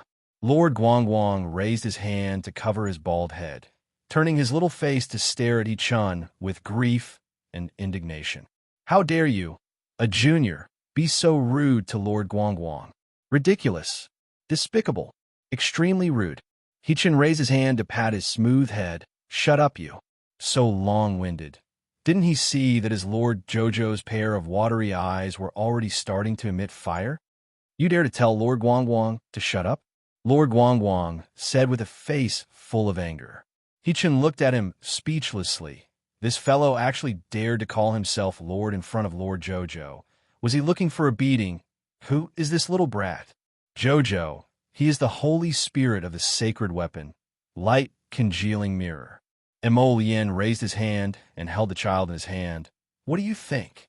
Arbor blinked and subconsciously raised her hand to touch her belly. She did not know if it was her misconception, but when her husband brought the light congealing mirror, Holy Spirit over, her little belly seemed to inexplicably warm. Could it be that my baby is interested in this light congealing mirror? A strange light flashed through Arbor's mind. He immediately nodded expressionlessly and said, It's pretty good. Let's keep it first. Everyone was speechless. You're talking about a saint's spirit as if it's nothing. Keep it? Do you think I'm collecting trash? Master Guangguang immediately understood Arbor's words. Luan Yuan's eyes were filled with anger as she said, Audacious woman, don't think that I'll contract with you just because you're pretty. My contract also depends on fate. You and me. They were not meant to be. Don't force it. The corners of Ma Shichun's mouth twitched, and he quickly suppressed the urge to burst into laughter. I can't take it anymore. It's so fucking painful. Why did he feel like this condensing mirror Holy Spirit was a retard? Could he be any more childish and shameless?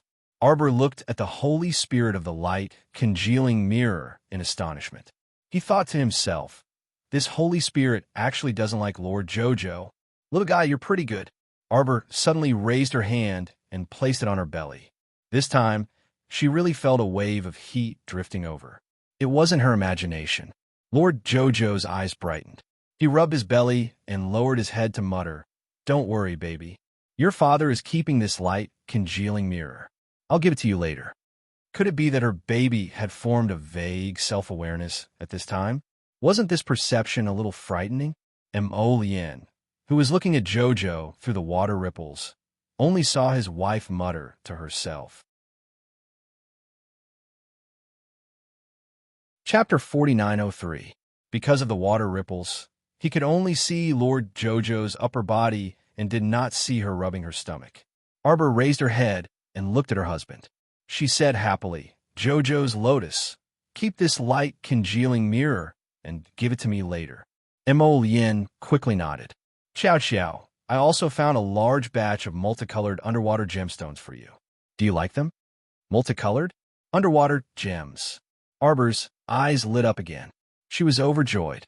She loved shiny things the most. Her husband was indeed the best to Jojo. Hastily nodding her small head, Xiao Mu hastily asked, "Hubby, when are you coming back? We'll be out soon after we break this isolation array. Jojo, wait for me at the River of Forgetfulness. Don't run too far." "Okay, I'll wait for you at the River of Forgetfulness." Arbor added in her heart, "I'll wait for you at the entrance of the sacrificial sea abyss where you disappeared. I won't run too far." The scene in front of her suddenly blurred. Arbor grabbed Mo Lien, who was beside her. "What's going on? Why did the image suddenly become so blurry?" Logically speaking, half of ancient Mo Lien's soul was with her, and the other half was in Mo Lien's consciousness. As long as they wanted to, they could communicate with each other without any hindrance. As long as Mo Lien's consciousness was strong enough, it was impossible to break the connection. As far as she knew, Mo Lien's consciousness should be about the same as hers. She should have at least reached the 12th level of consciousness. Under normal circumstances, it was impossible for such a sudden interruption of divine sense to occur, unless something happened on his side. "Husband, what's going on over there?" Arbor wished she could pounce on the water ripples and use her hands to smooth out the floating creases and see the situation inside the water ripples. But the water ripples were shaking so violently that she could not tell what was going on over there. Her heart was in her throat when she did not know the situation. The relaxed and carefree atmosphere was destroyed in an instant. At the same time, Ma Shurchun deftly shoved Mo Lien, causing him to stagger. He then turned around and hacked down with his sword, blocking a glowing red claw. Clang! The claw shook his wrist and made it slightly numb. GC, who was rolling and crawling on the ground, raised her eyes slightly and saw that the ordinary-looking young man's appearance had suddenly changed under the roasting of a ball of fire. Her facial features, which were originally not very outstanding, seemed to have transformed into a butterfly. Little by little, they were reorganized and restored to their original beautiful appearance. GC's eyes were wide open. She opened her mouth and quickly turned to look at the ruthless middle-aged man. At this moment, there was no sign of the middle-aged man. The young man, who was holding a slender black sword, smirked. His eyes were sharp as he leaped to the side of the venerable Peach Blossom Immortal. "Why did you roll over here?" The venerable Peach Blossom Immortal pushed him without thinking. "Hurry up and scram. Don't get in the way here. You have estimated wrongly." Mo Lien's voice was cold, but her eyes were gloomy. The ancient suppression array, created by the heavenly axiom, is not to suppress the light congealing mirror, but the ferocious beast sealed in the light congealing mirror. Roar! A violent roar came from the light congealing mirror. The light congealing mirror Holy Spirit lay on Ma Ancient's back, trembling. Her small hand grabbed his hair, and she said with a pale face, "Hurry, hurry, hurry up and suppress it." Chapter 4904. You cheater, you still have the nerve to yell here. The venerable Peach Blossom Immortal slapped his bald head. Why didn't you say that the formation was suppressing this ferocious beast? If they had known earlier, they wouldn't have touched the array at all. Finding another way was much more reliable than fighting a 10,000-year-old ferocious beast. I just wanted to get rid of this formation. I didn't expect that chaos. You actually took the opportunity to escape. This retarded light congealing mirror really killed him. The venerable Peach Blossom Immortal was furious. The light congealing mirror Holy Spirit's two small hands were still tightly wrapped around his neck as it stuttered, "Quick, quick, protect Master Guang. Primal chaos is coming out." The venerable Peach Blossom Immortal felt as if 10,000 horses were galloping through his heart. Hundun, Mo Lien frowned. Could it be the ancient ferocious beast, Hundun? Roar. The only response he got was half of a huge body peeking out from the small mirror. It had 6 legs and 4 wings, and it was as red as fire. It was the ferocious beast chaos that was recorded in the records of mountains and rivers. For a moment, the small black mirror with fine lines hanging high in the air was surrounded and burning by a ball of raging flames.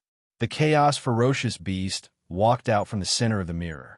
It reached out with its crimson claws and slapped toward He-Shurchen again. He-Chun dodged backwards and hurriedly pushed Mo Lien, who was beside her.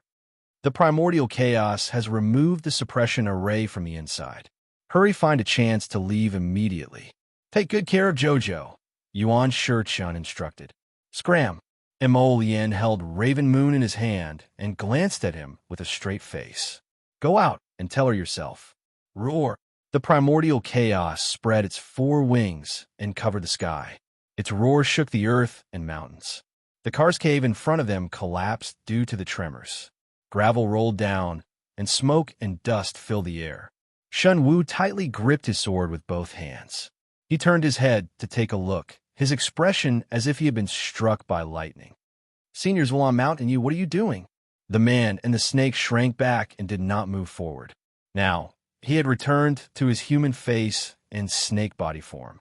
His entire snake body was coiled tightly around the trunk of a nearby tree, pretending to be dead and motionless. Both of them were saint beasts. Why are you so far behind him? The difference was like heaven and earth. Look at the other beasts of chaos, then look at yourself.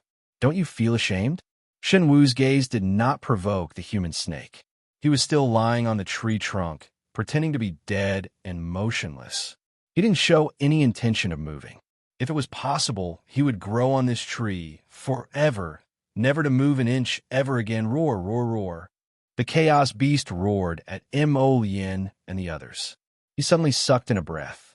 All of a sudden, a strong wind blew and sucked everyone forward. The natives of the Sin Kingdom were so scared that their faces turned ashen.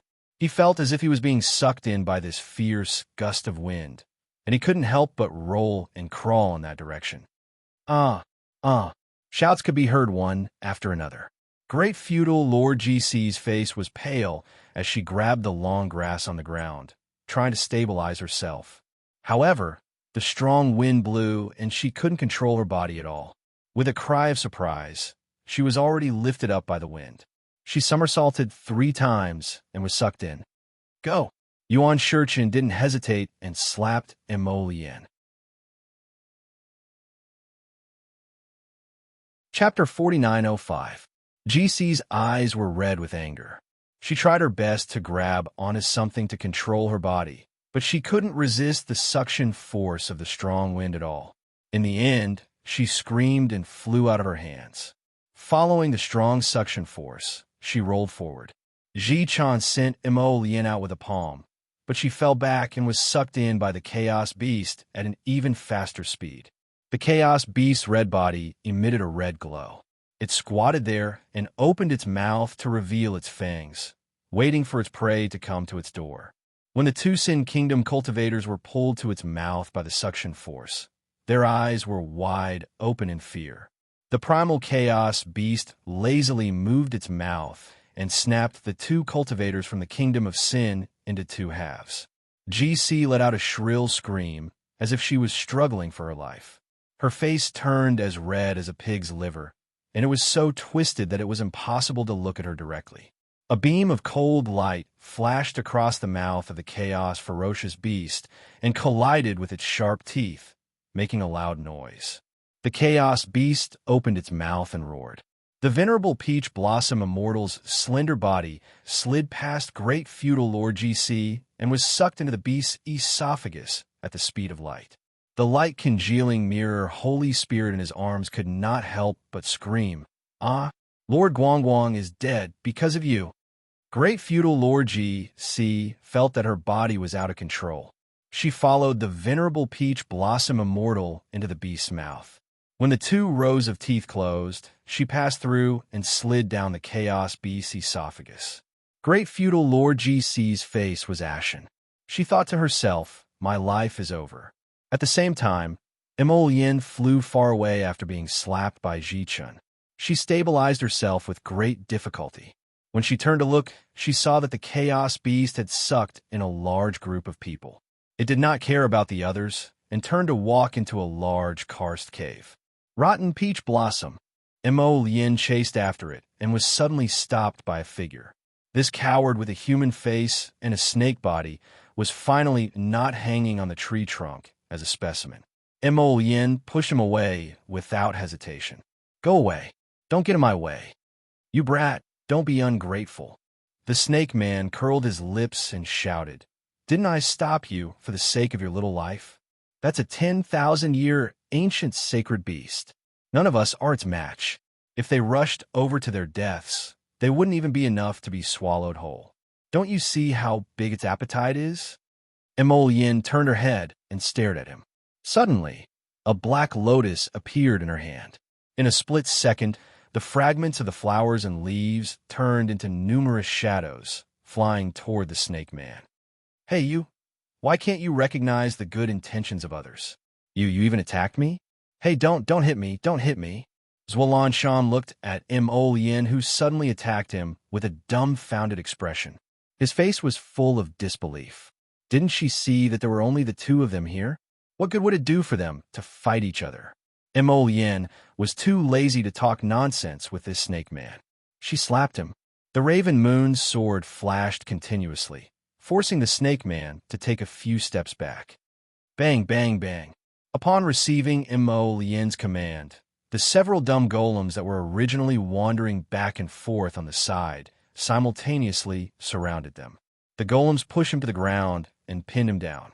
Yin's fists rained down on Shan's face. Chapter 4906. Shan was furious and wanted to fight back, but he found that his hands and snaketail were pressed to the ground by a few mechanical men. He couldn't move at all. "What are you doing, Yin? I'm warning you. Don't mess around, ah." Shan screamed bitterly, almost breaking through the clouds. "Don't hit me, don't hit my face. Don't hit me. Don't hit me. What are you trying to do? I know. I'll go with you to save people, okay?" Shan was extremely depressed. He looked at Yin with a bloody nose and a swollen face. His perfect expression completely cracked. Oh, where did this bastard with such a bad personality come from?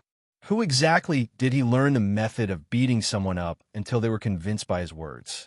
Yin pulled Shan up from the ground with a cold expression. "Let's go." There was no time to lose. They had to leave immediately. The more they delayed, the more danger they would be in. Since the two of them came, they naturally had to go back together. Neither of them could go missing. Jojo's lotus. Arbor reached out to touch the illusion, wanting to see what was happening. However, in the blink of an eye, the water ripples dissipated in the air. It was so fast that no one had time to react. "Lotus!" Arbor's heart skipped a beat. She hurriedly turned to look at ancient Yin. She saw that guy's body was faintly discernible. He looked at her with a confused expression in his pure eyes. I feel so tired. I don't think I can take it anymore. Sorry, I think I need to go into seclusion to rest." "How are you? What's wrong with you? How can I help you?" Arbor rushed over to support him. She stared at him anxiously and asked anxiously, I'm fine. I just feel a little tired. I I feel like before ancient Yin could finish her sentence, she turned into a ray of light and shrunk to the size of a soul orb. She floated to Arbor's fingertip. Arbor was startled. He hurriedly reached out to grab it and put it into a brocade pouch. She was just a little flustered. The more confused she was, the more nervous she became. His mind was in a mess. How did Yin's spirit turn into a soul bead? Was it because he was very weak? What exactly happened on his side? Was he and Rotten Peach Blossom in danger?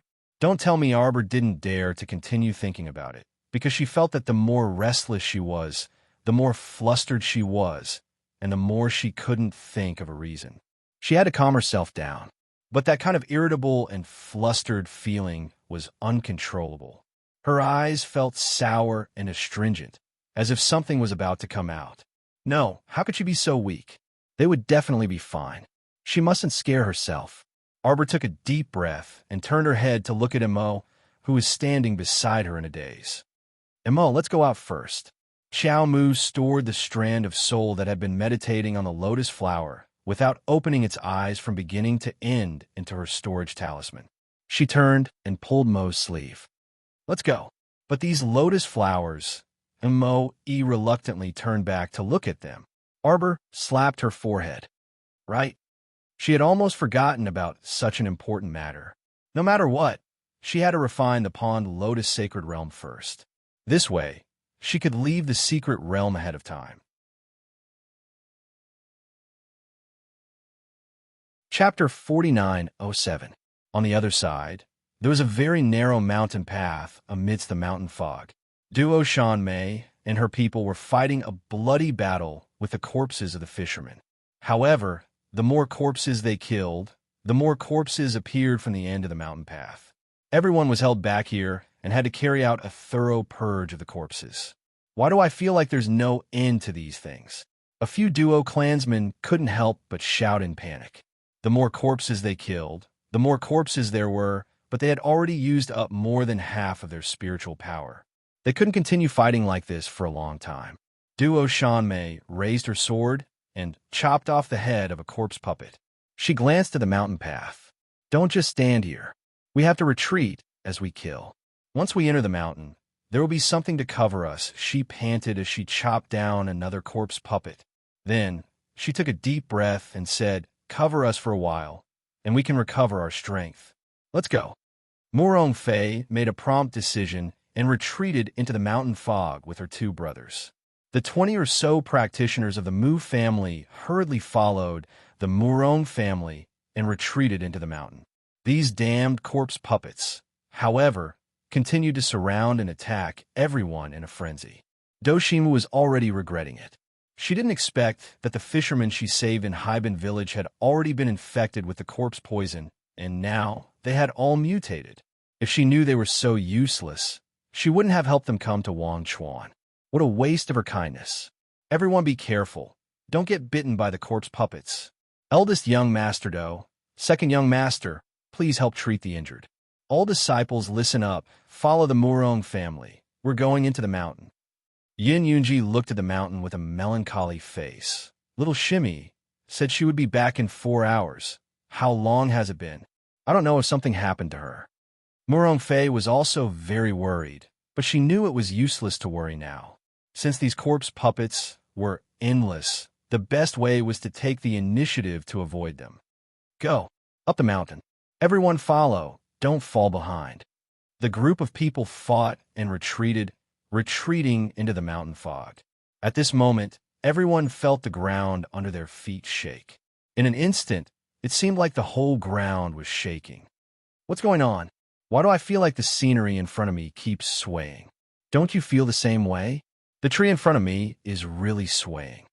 It's not the tree that's shaking, it's your entire body. Everyone looked at each other.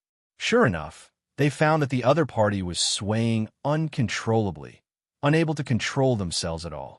Duo Shanmei tried her best to stabilize herself. What's going on? Why was the earth shaking? Could it be that another ferocious beast is coming out? Shut up. The others all rolled their eyes at her.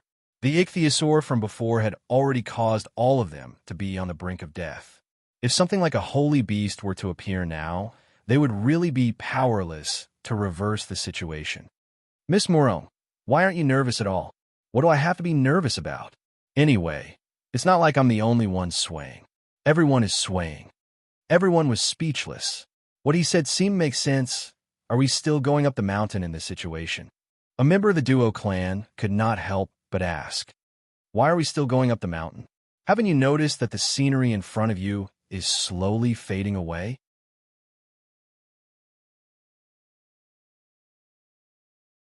Chapter 4908.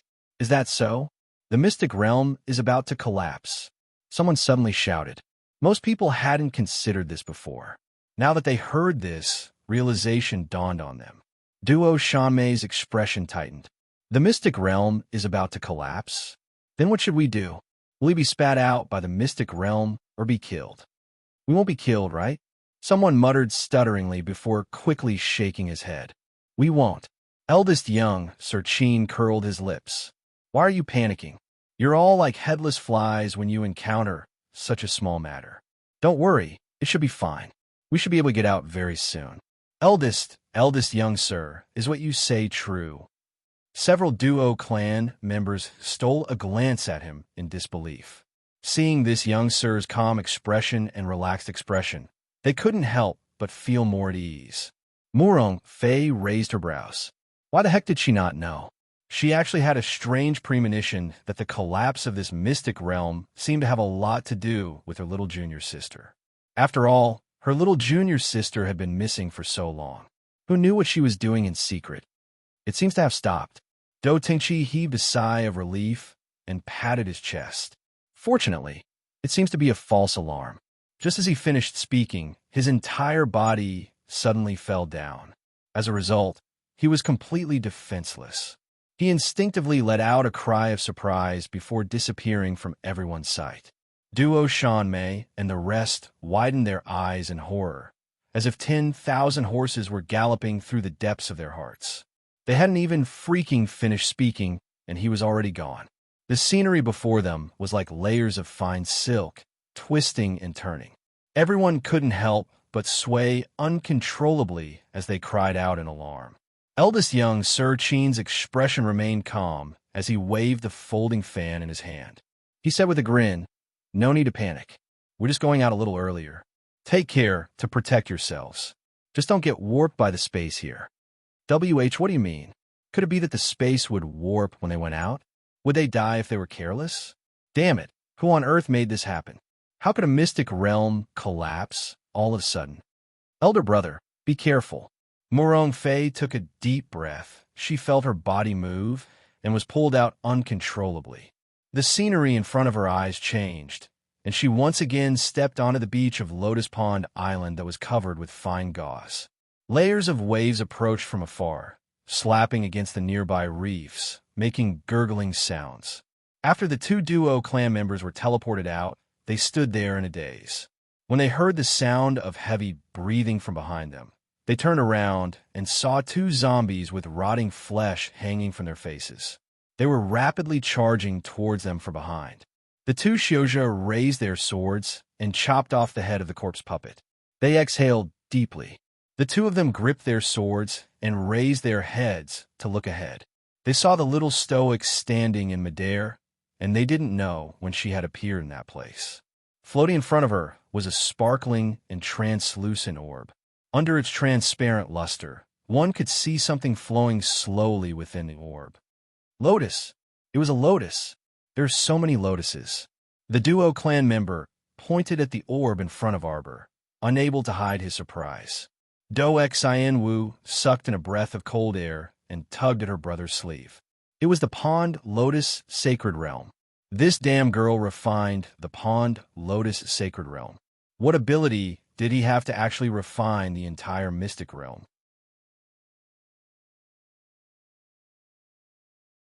Chapter 4909.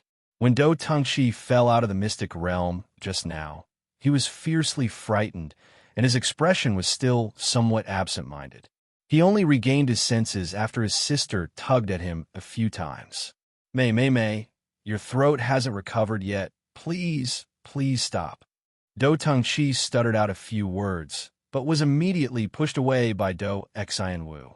How could her eldest brother's personality be so soft? How could he be qualified for the position of the Do family's patriarch in the future if he didn't fight for anything? He wouldn't really be willing to give the position of patriarch to those two things from the lower star domain, right? Despicable. Do Xinwu saw that she couldn't get her eldest brother to budge and hastily walked forward. She stared icily at Arbor and involuntarily clenched her fists. Arbor floated in front of her with his eyes closed and that lustrous pond lotus heart floating in front of him. The more Do Xinwu looked, the harder it was to restrain her excitement.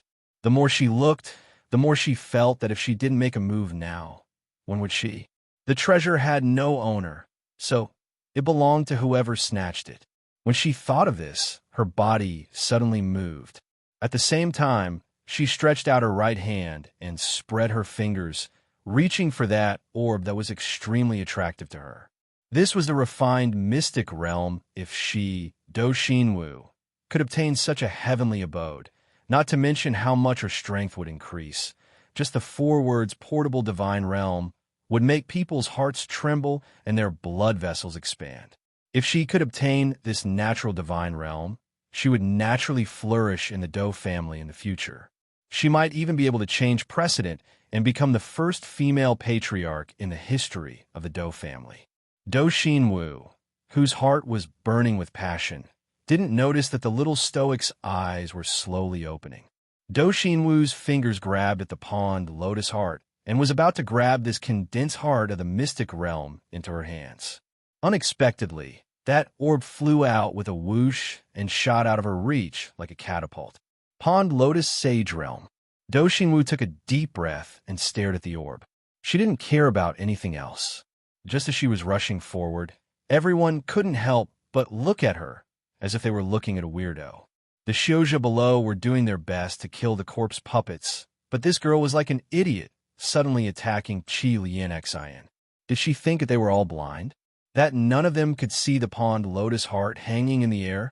The reason why he didn't make a move was naturally because it was obvious that since the pond lotus sacred land had been refined by someone, it naturally belonged to the person who refined it.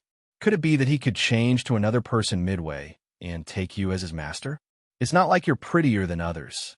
This method of highway robbery was too low-end, wasn't it? Do Xianwu twisted her body in midair and flipped a few times. Her eyes were wide open as she raised her hand to catch the lotus pond core that was flying everywhere. This round bead seemed to be within reach, but every time she reached out to grab it, it would quickly slip away. It was so fast that she had no time to react. Do Xianwu's eyes turned red, and a trace of anxiety flashed in her eyes. Everyone was fighting with the corpse puppets, and they only needed to raise their heads slightly to see that girl chasing after the pond lotus heart like a retard. Anyone with discerning eyes could see that the sentient heart of the mystic realm was teasing this girl. However, Do Xinwu didn't notice it at all and continued to chase after the heart of the mystic realm, running back and forth in all directions.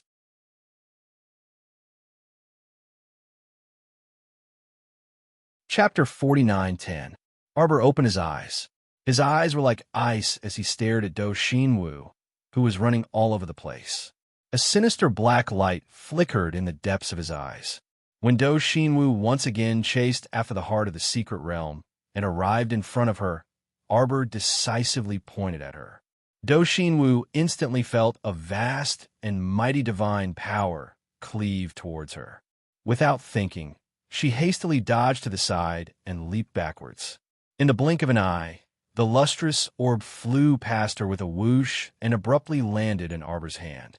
Do Xinwu abruptly raised her head and glared at Arbor, her eyes practically spitting out raging flames. Unable to speak, Do Xinwu could only stomp her feet as if venting her anger. She then pointed at Arbor and gestured with her hands and feet. Arbor didn't bother to look at her and directly put the heart of the secret realm back into his sleeve before turning to look at those zombies. Do Xinwu was so angry that her face turned ghastly white, and a sharp, murderous aura surfaced on her face. From the beginning until now, She had continuously suffered at Arbor's hands and been unlucky. She couldn't endure this kind of rage anymore after accumulating until now. Younger sister. Do Tingqi saw that the situation wasn't good and hastily rushed forward, grabbing his younger sister's arm. He glanced nervously at Do Xinwu and advised softly, "Younger sister, don't get into a conflict with the Grand Crown Princess." When Do Xinwu saw her older brother's submissive appearance, she couldn't help but get angry. Other older brothers would help their younger sister, but her older brother couldn't help her at all. Instead, he liked to drag her down. She, Do Xinwu, had endured until now. Did she still need to endure? Miss, you can't be thinking of fighting with the little stoic, right? Ling floated over with a grin and glanced at Do Xinwu curiously.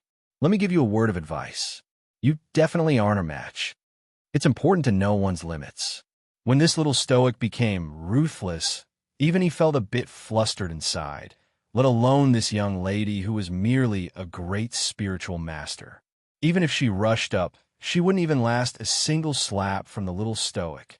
Do Xinwu gasped for breath and suddenly threw herself forward. She opened her mouth and called out 4 words, "My treasure pearl!" Arbor didn't even look at her. He felt a gust of wind coming at him. He covered his Vajra talisman with one hand and brushed it away mercilessly. "What do you mean by yours? What do you have here? What a joke. They all belong to Jojo." Do Xinwu only felt a gust of wind blowing against her face, so much so that she couldn't even open her eyes. She suddenly felt a sharp pain on her left cheek as she was slapped so hard that she was sent flying. Ling's face was full of smiles as he hurriedly stepped to the side. He turned back to look at Miss Do, who had been sent flying, and shook his head speechlessly. See, he had already warned this Miss Do not to go up and ask for trouble, not to go up and ask for a snub. Yet, he refused to listen to the advice of his elders. He was really at a disadvantage. Ling chuckled as he turned his head, only to see the little stoic's figure rapidly descending. She held a club horizontally in her hand and smashed it towards the zombie horde without any explanation. Bang! The zombie horde was instantly torn to pieces by the little stoic's attack. Arbor's small face was cold and stern as he kicked 2 zombies towards Elder Steward Luo in passing. The zombies were dizzy and disoriented as they tripped and stumbled to their feet. Just as they were about to pounce at Elder Steward Luo, they hastily retreated a few steps and fled with their tails between their legs. Chapter 49:11. Arbor's gaze became incomparably ferocious in a split second, and without another word, he abruptly shot a handful of penetrating bone nails at old manager Luo. At the same time, the sharp weapon in his hand flashed. "Get out of the way!" Young Master Omega Kitoku had been paying attention to the little girl's movements the entire time, and he couldn't help but be shocked when he saw her actions. Bang! A huge tremor reverberated in this small part of Lotus Pond Island. Old manager Luo's complexion darkened as he stared at the huge crater 3 meters away that was blasted open by the divine power bead. This was really an unreasonable little lunatic. She would throw the god power bead at any random crowd without giving them any chance to explain. Could it be that she didn't know that divine power beads couldn't be thrown around carelessly? If he was really hit by the divine power bead, even with his cultivation, he would probably be in deep trouble. The 5th young master's beautiful face was a bit pale. She turned to look at old manager Luo's face, which was as black as the bottom of a pot, and then turned to look at Arbor, who was similarly frosty and silent with pursed lips. She couldn't help but be bewildered. Why was Jojo so emotional? They hadn't seen each other for several hours, so why did he attack the Qin Estate's people as soon as he saw them? "Aya, you scare me to death." Feather patted his chest and cried out pitifully, "Stoic, what are you doing? If you want to throw a corpse puppet, then throw one. Don't throw it at a crowd. This divine power bead can kill people." "Young Master Dugu, I think there's something wrong with your eyesight." Old manager Luo couldn't put on that Mithra Buddha-like face anymore, and he angrily said with a darkened face, "Just now, the crown princess attacked our Qin estate. She threw the divine power bead at our Qin estate's people. She wants us to die. Yes, Arbor coldly answered with a single word. A severe light flashed in her hand, and a thunderclap, sword that could cut through iron like mud, and sever hair appeared in her hand. Not only do I want you to die, I also want you to die without a proper burial ground. The pupils of young Master Omega Katoku and the others contracted slightly, and they immediately saw the little stoic swatting down with a sudden thunder. The sword light was mixed with wisps of lightning as it charged towards the crowd. The rest of the people couldn't help but exclaim in their hearts, "Oh my God!" This facial paralysis was too frightening. How could he turn hostile just like flipping the pages of a book?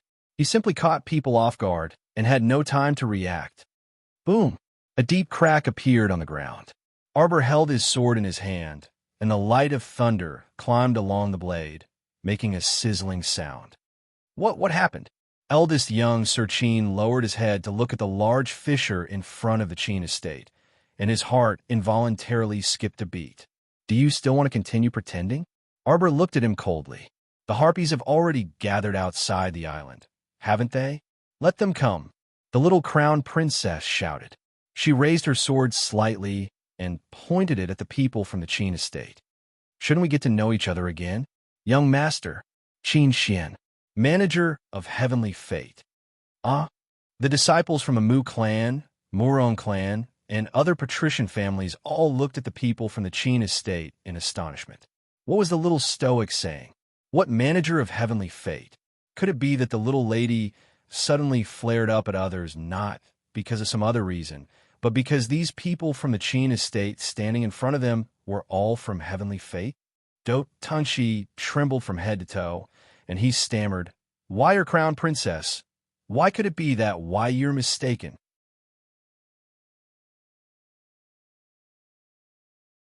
Chapter 49:12. This is the Qin estate, the #1 aristocratic family in our divine continent. Yes, that's right. How could the Qin estate have anything to do with heavenly fortune? At the very least, even if someone in the Qin estate had sought refuge with heavenly fortune, it definitely wouldn't be that smiling and elegant eldest young master. That's right.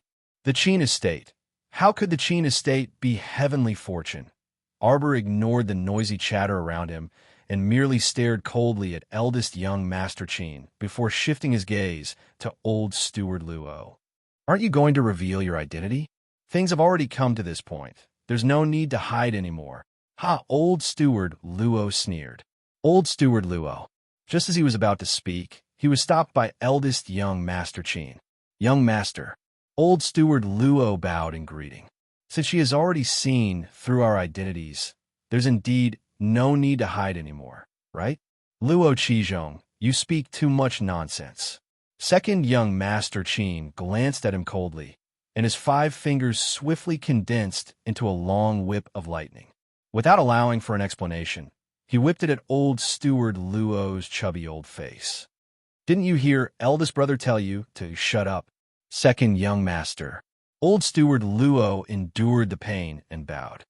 Even if you and eldest young master are extremely unwilling, there's really no need to continue concealing this matter now that things have come to this. Murong Fei and the others were already stupefied. They glanced dumbly at eldest young Master Qin and the others. This was too horrifying. The Qin estate actually joined Heavenly Fortune? What did Jojo mean just now? The Qin estate's eldest young master was the head of Heavenly Fortune. Therefore, the Qin estate didn't join Heavenly Fortune at a later stage, and this eldest young master of the Qin estate had always been the head of Heavenly Fortune from start to finish. No, that couldn't be. Everyone cast bewildered glances in the direction of the Qin estate, sizing them up. Looking at Grand Duke Qin and Zi Qin's second young masters, they truly looked like elegant young masters in a chaotic world. It was truly hard to associate them with those filthy zombies. Looking at those zombies and then looking at these young masters, it was truly too difficult. Jojo, eldest young Master Qin, suddenly chuckled softly and winked at her. Why are you so smart? You won't grow up. Xiaomu expressionlessly looked at him. Although her expression was calm, she was heavily guarded on the inside. You can't catch me, she said coldly. Why do you say that? Master, old steward Luo, young master's help. Old steward Luo's young master. The old ghost's face was struck by a lightning whip, leaving a shallow scar from his left cheek to his chin. However, his expression didn't change, and his heart didn't skip a beat, as though the whip that the second young master had bestowed didn't land on his face at all. "I'll do it myself," eldest young Master Cheen said faintly, and his figure suddenly flashed in front of Arbor like lightning. Arbor had long been on guard against him. Seeing him flash in front of her, she pursed her lips and didn't speak, smashing a fist over. Boom! Eldest young Master Cheen flicked his sleeves to block it. His small fist was like a diamond drill, and the power of his strike was abnormally fierce. "You refined the Pond Lotus Sage realm just now, and now you're about to advance, right? What a coincidence. My Jojo, you could die now." Arbor swept her sword across.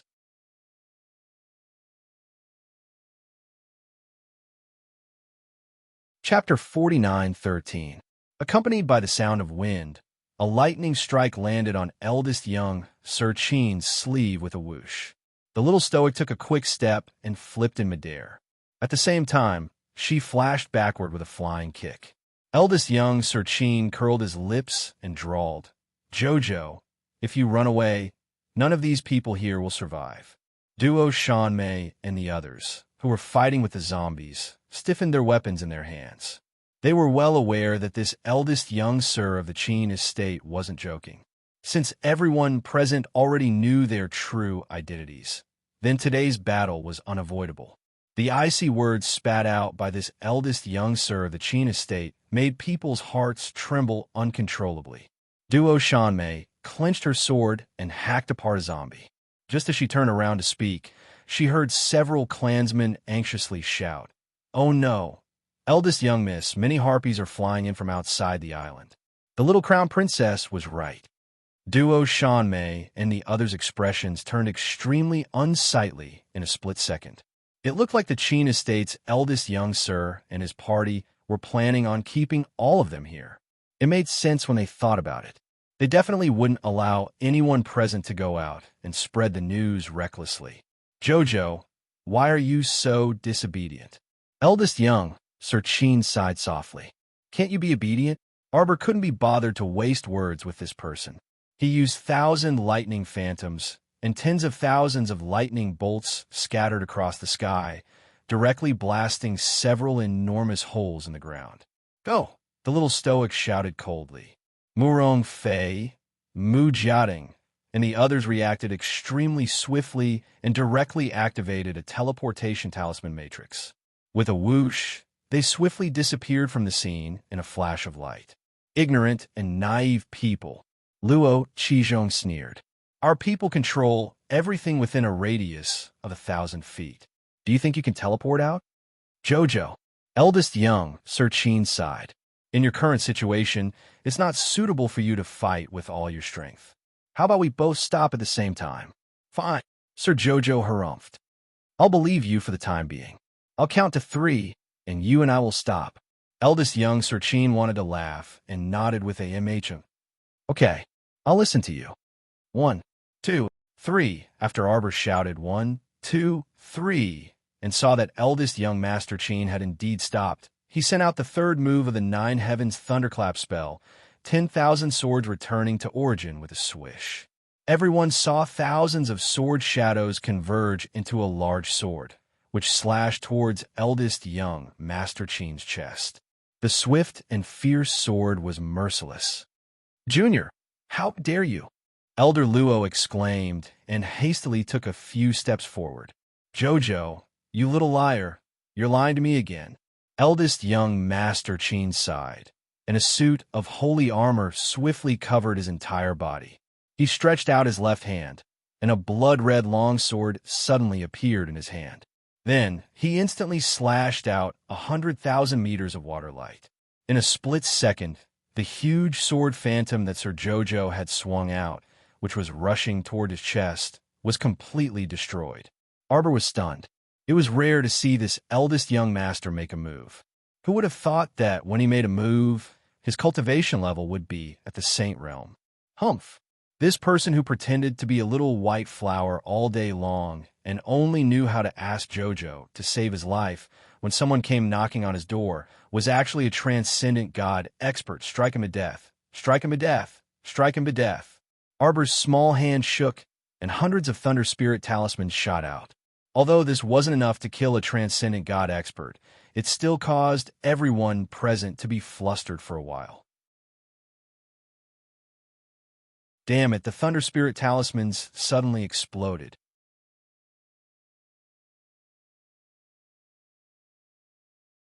Chapter 49:14. Luo Qizhong and the others instantly descended into chaos. They would be fools if they didn't dodge the lightning bolts descending from the sky one after another.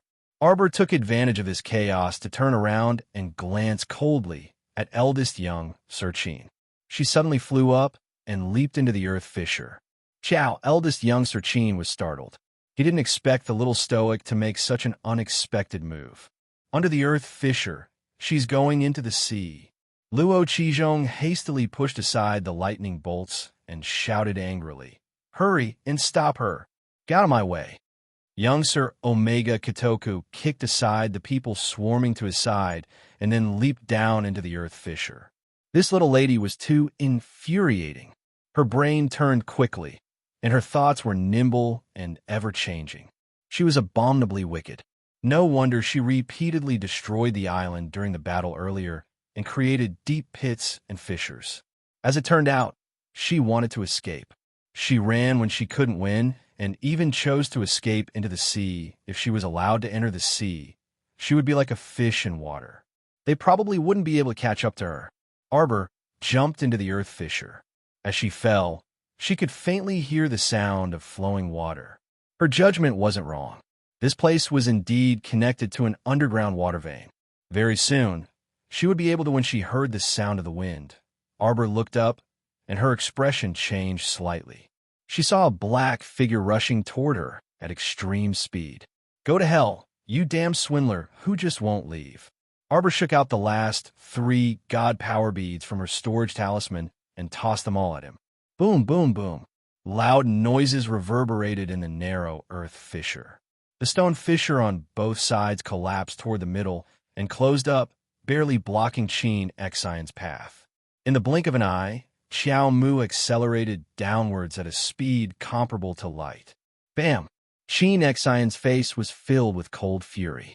She slapped away the stone wall in front of her and swiftly tore down the obstacles in front of her before swiftly chasing down the earth fissure. Soon, Sir Jojo would be able to enter the sea soon. Whoosh! A black figure flashed by and grabbed Arbor's arm as she jumped into the water. The little stoic only felt a burst of pain on her arm, and her entire body was pulled around by Sir Omega Kitoku in an irresistible position. Boom! The passageway below was shaken by the second young master's palm strike, causing rocks to roll and collapse. Meeting his pair of eyes that were as black as a serene pool and brimming with severity, Xiao Mu tightly pursed her lips and glared angrily. "Get lost! Am I indulging you too much?" Omega Kitoku grabbed her arm and said angrily, "Aren't you worried that you'll get hurt if you act so recklessly? Who's fooling around? Your whole family is fooling around." Arbor angrily tried to pull his arm back. "It's none of your business whether I'm injured or not. Don't you think you've gone too far? What was this person trying to do by haunting them all the time? Back at the Royal Academy, your father didn't send people to kill me entirely because I killed one of your doppelgangers. He wanted me dead. He wanted me dead more than once. It was because I hindered the heavenly fortune and blocked your path, right? Regardless of whether you believe it or not, I never thought of harming you from beginning to end." Qin Xian stared at her with her dark eyes and said each word clearly. "Jojo, why aren't you willing to believe me just this once?" "Believe you?" Arbor's watery eyes were filled with boundless fury.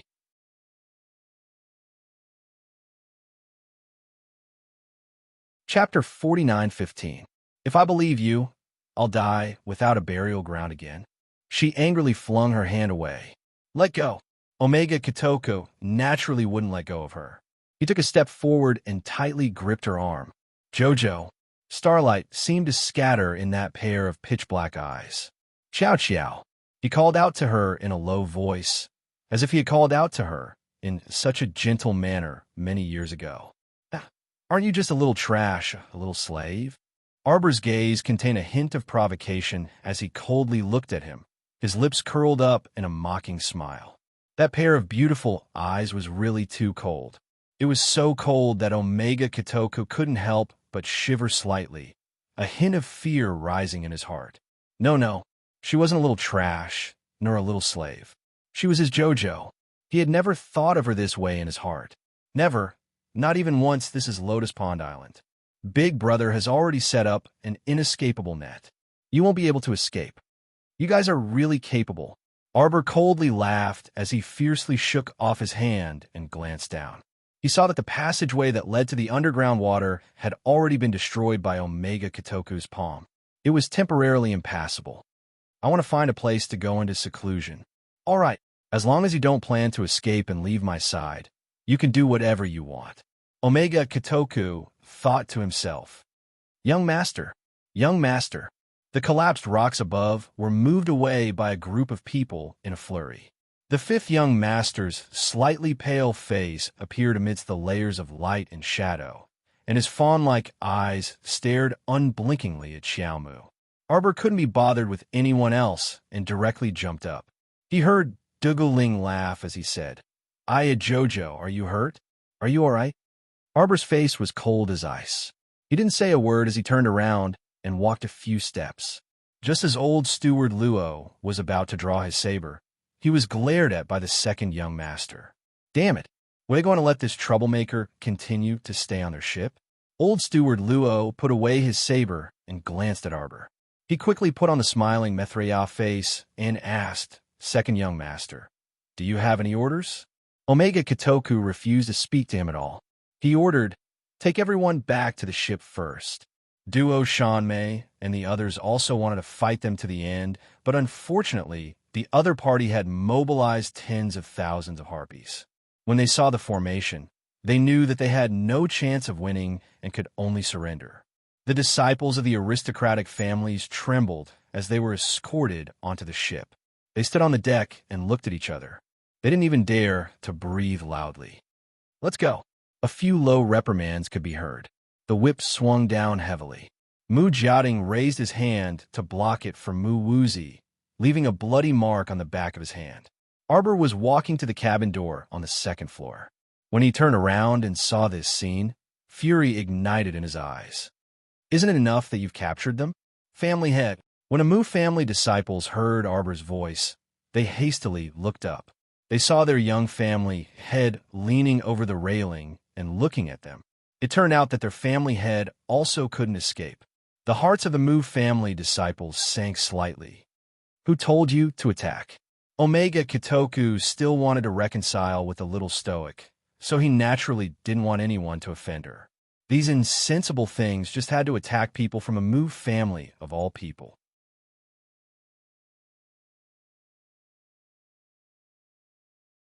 Chapter 49:16. No matter how useless the Mu clan was, they couldn't do anything in front of the little girl. Only the little girl could do anything to them. No one else could. Under the second young master's sharp gaze, Duguling blinked his eyes and flew forward with a smile on his face.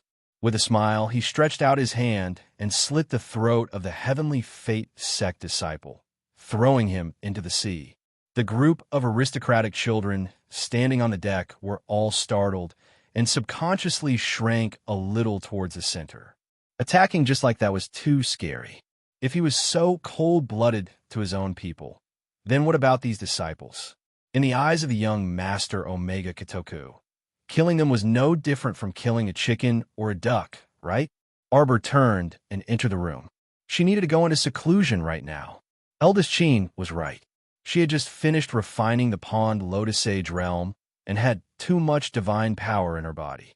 She needed to digest and absorb it one by one. It was best not to be disturbed again. Arbor closed the cabin door and threw out a shielding array around herself before sinking into cultivation. After sorting out the divine power in her body, She slowly guided it into her Dantian's star field. Her star field still looked dim and dark. Clearly, she still couldn't enter. Arbor knew that she couldn't be anxious. As long as her divine sense recovered a little every day, it would be better. 3 days later, boom! The sound of a kick came from the cabin door. Arbor had already retracted all the divine power back into her body. Her cultivation had also steadily increased to the beginning of the 7th level of God tier. At this moment, when he heard the sound of kicking outside the cabin door, he only moved his eyebrows slightly and slowly opened his eyes. 7th brother, what do you want now? 5th young master's gentle and somewhat distant voice came from outside the door. So it's 5th brother. What? I'm looking for trouble with that woman. Do you think you can stop me? I just want to remind you. Big brother already said not to disturb Miss Xiao for the next few days. Qin Chang's handsome face twisted slightly. Then he said with a smile that wasn't a smile, What? You want to use Big Brother to pressure me again? If you continue to be so reckless, I can only report to Big Brother. Huh? Qin Chang pointed at the cold-faced 5th young master, kicked the cabin door hard, and shouted, I'm just passing by. They always used Big Brother and 2nd brother to pressure him. How could a trifling good-for-nothing actually have a higher status than him? 7th young master Qin in the clan. Big Brother actually trusted him more than himself. How hateful. He would let this brat be proud for 2 more days. He remembered that Big Brother and 2nd brother would be making a trip to the Forgotten River clan in 2 days. At that time, Humph. The 5th young master looked back at the 7th young master worriedly and frowned slightly. Should he inform Big Brother about this matter? She felt that 7th brother was looking for trouble again. The cabin door was suddenly pulled open. Hearing the sound of the door opening, 5th young master hurriedly turned around and happened to meet the young lady's cold eyes. Chow, chow, chow. The 5th young master stammered. Are you hungry? According to his understanding of the little girl over the past few days, the reason why she was willing to go out was to eat. Arbor cast him a glance and originally didn't want to give him a good look.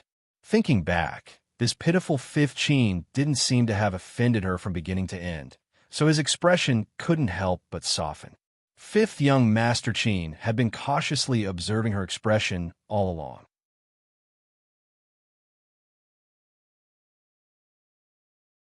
Chapter 49:17.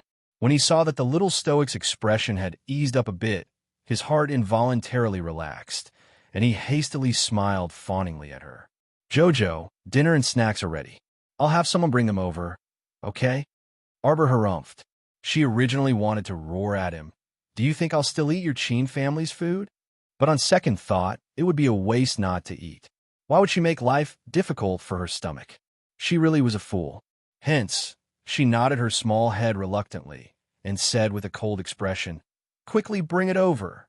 The 5th young master swiftly turned around to instruct the servants, not feeling that there was a problem at all. Little 5th Qin was already used to the little lady's emperor-like tone when she gave orders. As long as the little lady gave an order, he would do it. The little stoic was sitting in the cabin, flipping through a thin book of plants when she heard a light sound coming from the door. The 5th young master ordered several servants to bring in a sumptuous dinner. Afterward, eldest young Master Qin also followed in with a grin, still wearing a familiar expression as he greeted Sir Jojo. Jojo, did your advancement go smoothly? Arbor rolled her eyes at him. Don't you know how to see for yourself if you have eyes? Eldest young master sat down in front of her with a grin and muttered to himself, It looks like it went very smoothly. Arbor picked up her bowl of rice and couldn't be bothered with him, minding her own business as she ate. She could only find an opportunity to escape after eating her fill. In any case, her realm had stabilized now, so she could escape at any time. But before that, she still had to find that bunch of weaklings from the Mu family. Murong Fei, Murong Yin, Yun Yunji, and the others were also in their hands. She had to rescue these convenient senior brothers and sisters and take them away as well. When did you start suspecting me? Jojo.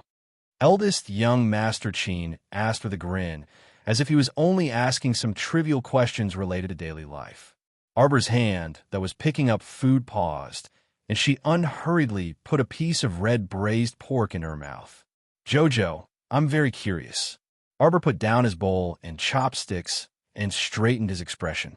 He looked up at the handsome young man sitting in front of him with a smile on his face.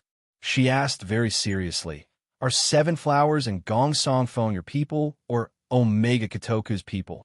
"My people," eldest young master admitted without hesitation. Arbor nodded. Some of the questions he had in the past could now be connected.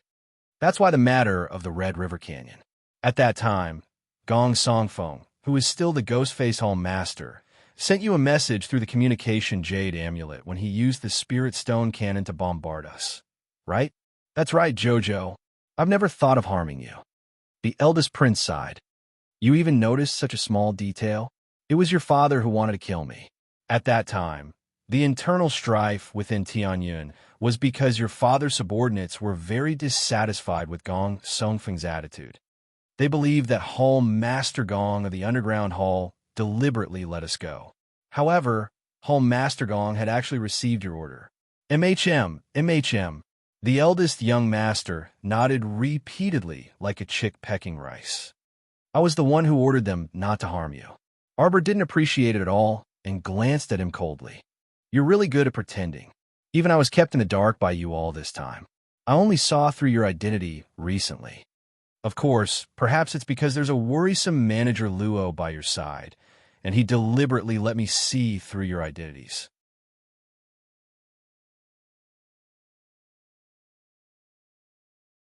Chapter 49:18. Eldest young sir raised his brow with a smile. The little stoic ladled a bowl of soup for herself and only put it down after finishing it. She glanced coldly at eldest young sir and said, "Don't you think it's a coincidence? You and second young sir would always show up on time every time zombies appeared. Did you want to see with your own eyes how big the scene your organization created was?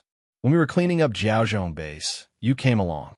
You killed the corpse puppets and chopped down the nightingale birds. Who would have thought that this young master, who worked hard to kill evil creatures, was the true master of the Heavenly Fate Underground Hall?" Arbor sneered. "Actually, you just wanted to inspect the situation that time and see how things were progressing, right? When the water source was contaminated, you even discussed it with us. Actually, you were well aware that you were the one who ordered the contamination of the water source, right?" MHM, eldest young Sir Chin, hastily shook his head. "That's not it. You've wronged me in this matter. Second younger brother sent people to do it. The inspection wasn't false. I wanted to see how second younger brother's subordinates were doing." Arbor sneered. "When we were heading to the Sun Moon secret realm, you sent people to ambush us in the crevice of the Red River Canyon. Now that I think about it, you disappeared for a long time back then. When you reappeared, you were injured, so Qinjiu brought you here for treatment. This was all part of your plan." MHM. Jojo is so smart." Arbor glanced at him. Later, when we entered Phoenix Forest for practical experience in the Heavenly Fate ranking preliminaries, we encountered tens of thousands of man-eating bees. It was actually your Heavenly Fate Underground Hall that attracted them, right? However, you and Omega Katoku were both in our team at that time. So why did you help us? Was it also to conceal your identity? Of course not. Eldest young Sir Chin looked at him with a grin and said matter-of-factly, "It was because of you. Jojo wanted to protect those students from the Imperial Academy. So how could we disappoint you?" Arbor couldn't be bothered with this guy's frivolous banter. "For me?" After that, a large group of harpies came to attack us under Gong Songfeng's lead. You weren't there at that time. You guys were late until the matter was over. At that time, I really didn't suspect you. Duan seems to have gone on his way before I did. I remember that Duan even said to you, 'It's too much of a coincidence. You guys came right after the matter ended.' Now that I think about it, I'm still not sharp enough. I'm not good at connecting the causes and effects of these events." Eldest young Sir Chin hastily shook his head and praised, "Jojo is already very impressive. When we met again this time, he was constantly on guard against me." Eldest young Master Chin sighed. "If Jojo hadn't buried so many Thunderfire bombs on the original pleasure boat, I wouldn't have had to risk 100,000 gold coins to summon the carcass sharks and destroy the original boat with the help of the storm so that everyone could change boats. Wouldn't Jojo be even more suspicious of me now that we've changed the boat? Xiao Mu gazed at her coldly. I trusted my own judgment too much. I do suspect you, but that's all. At that time, she didn't know whether it was a coincidence that eldest young sir and the rest saved her while she was drifting in the river of forgetfulness, or whether it was this eldest young sir's meticulous plan. After that, they kept finding all kinds of reasons to keep her on the boat, so she became increasingly suspicious. But if this suspicion was confirmed, she would have detonated the Thunderfire bombs long ago.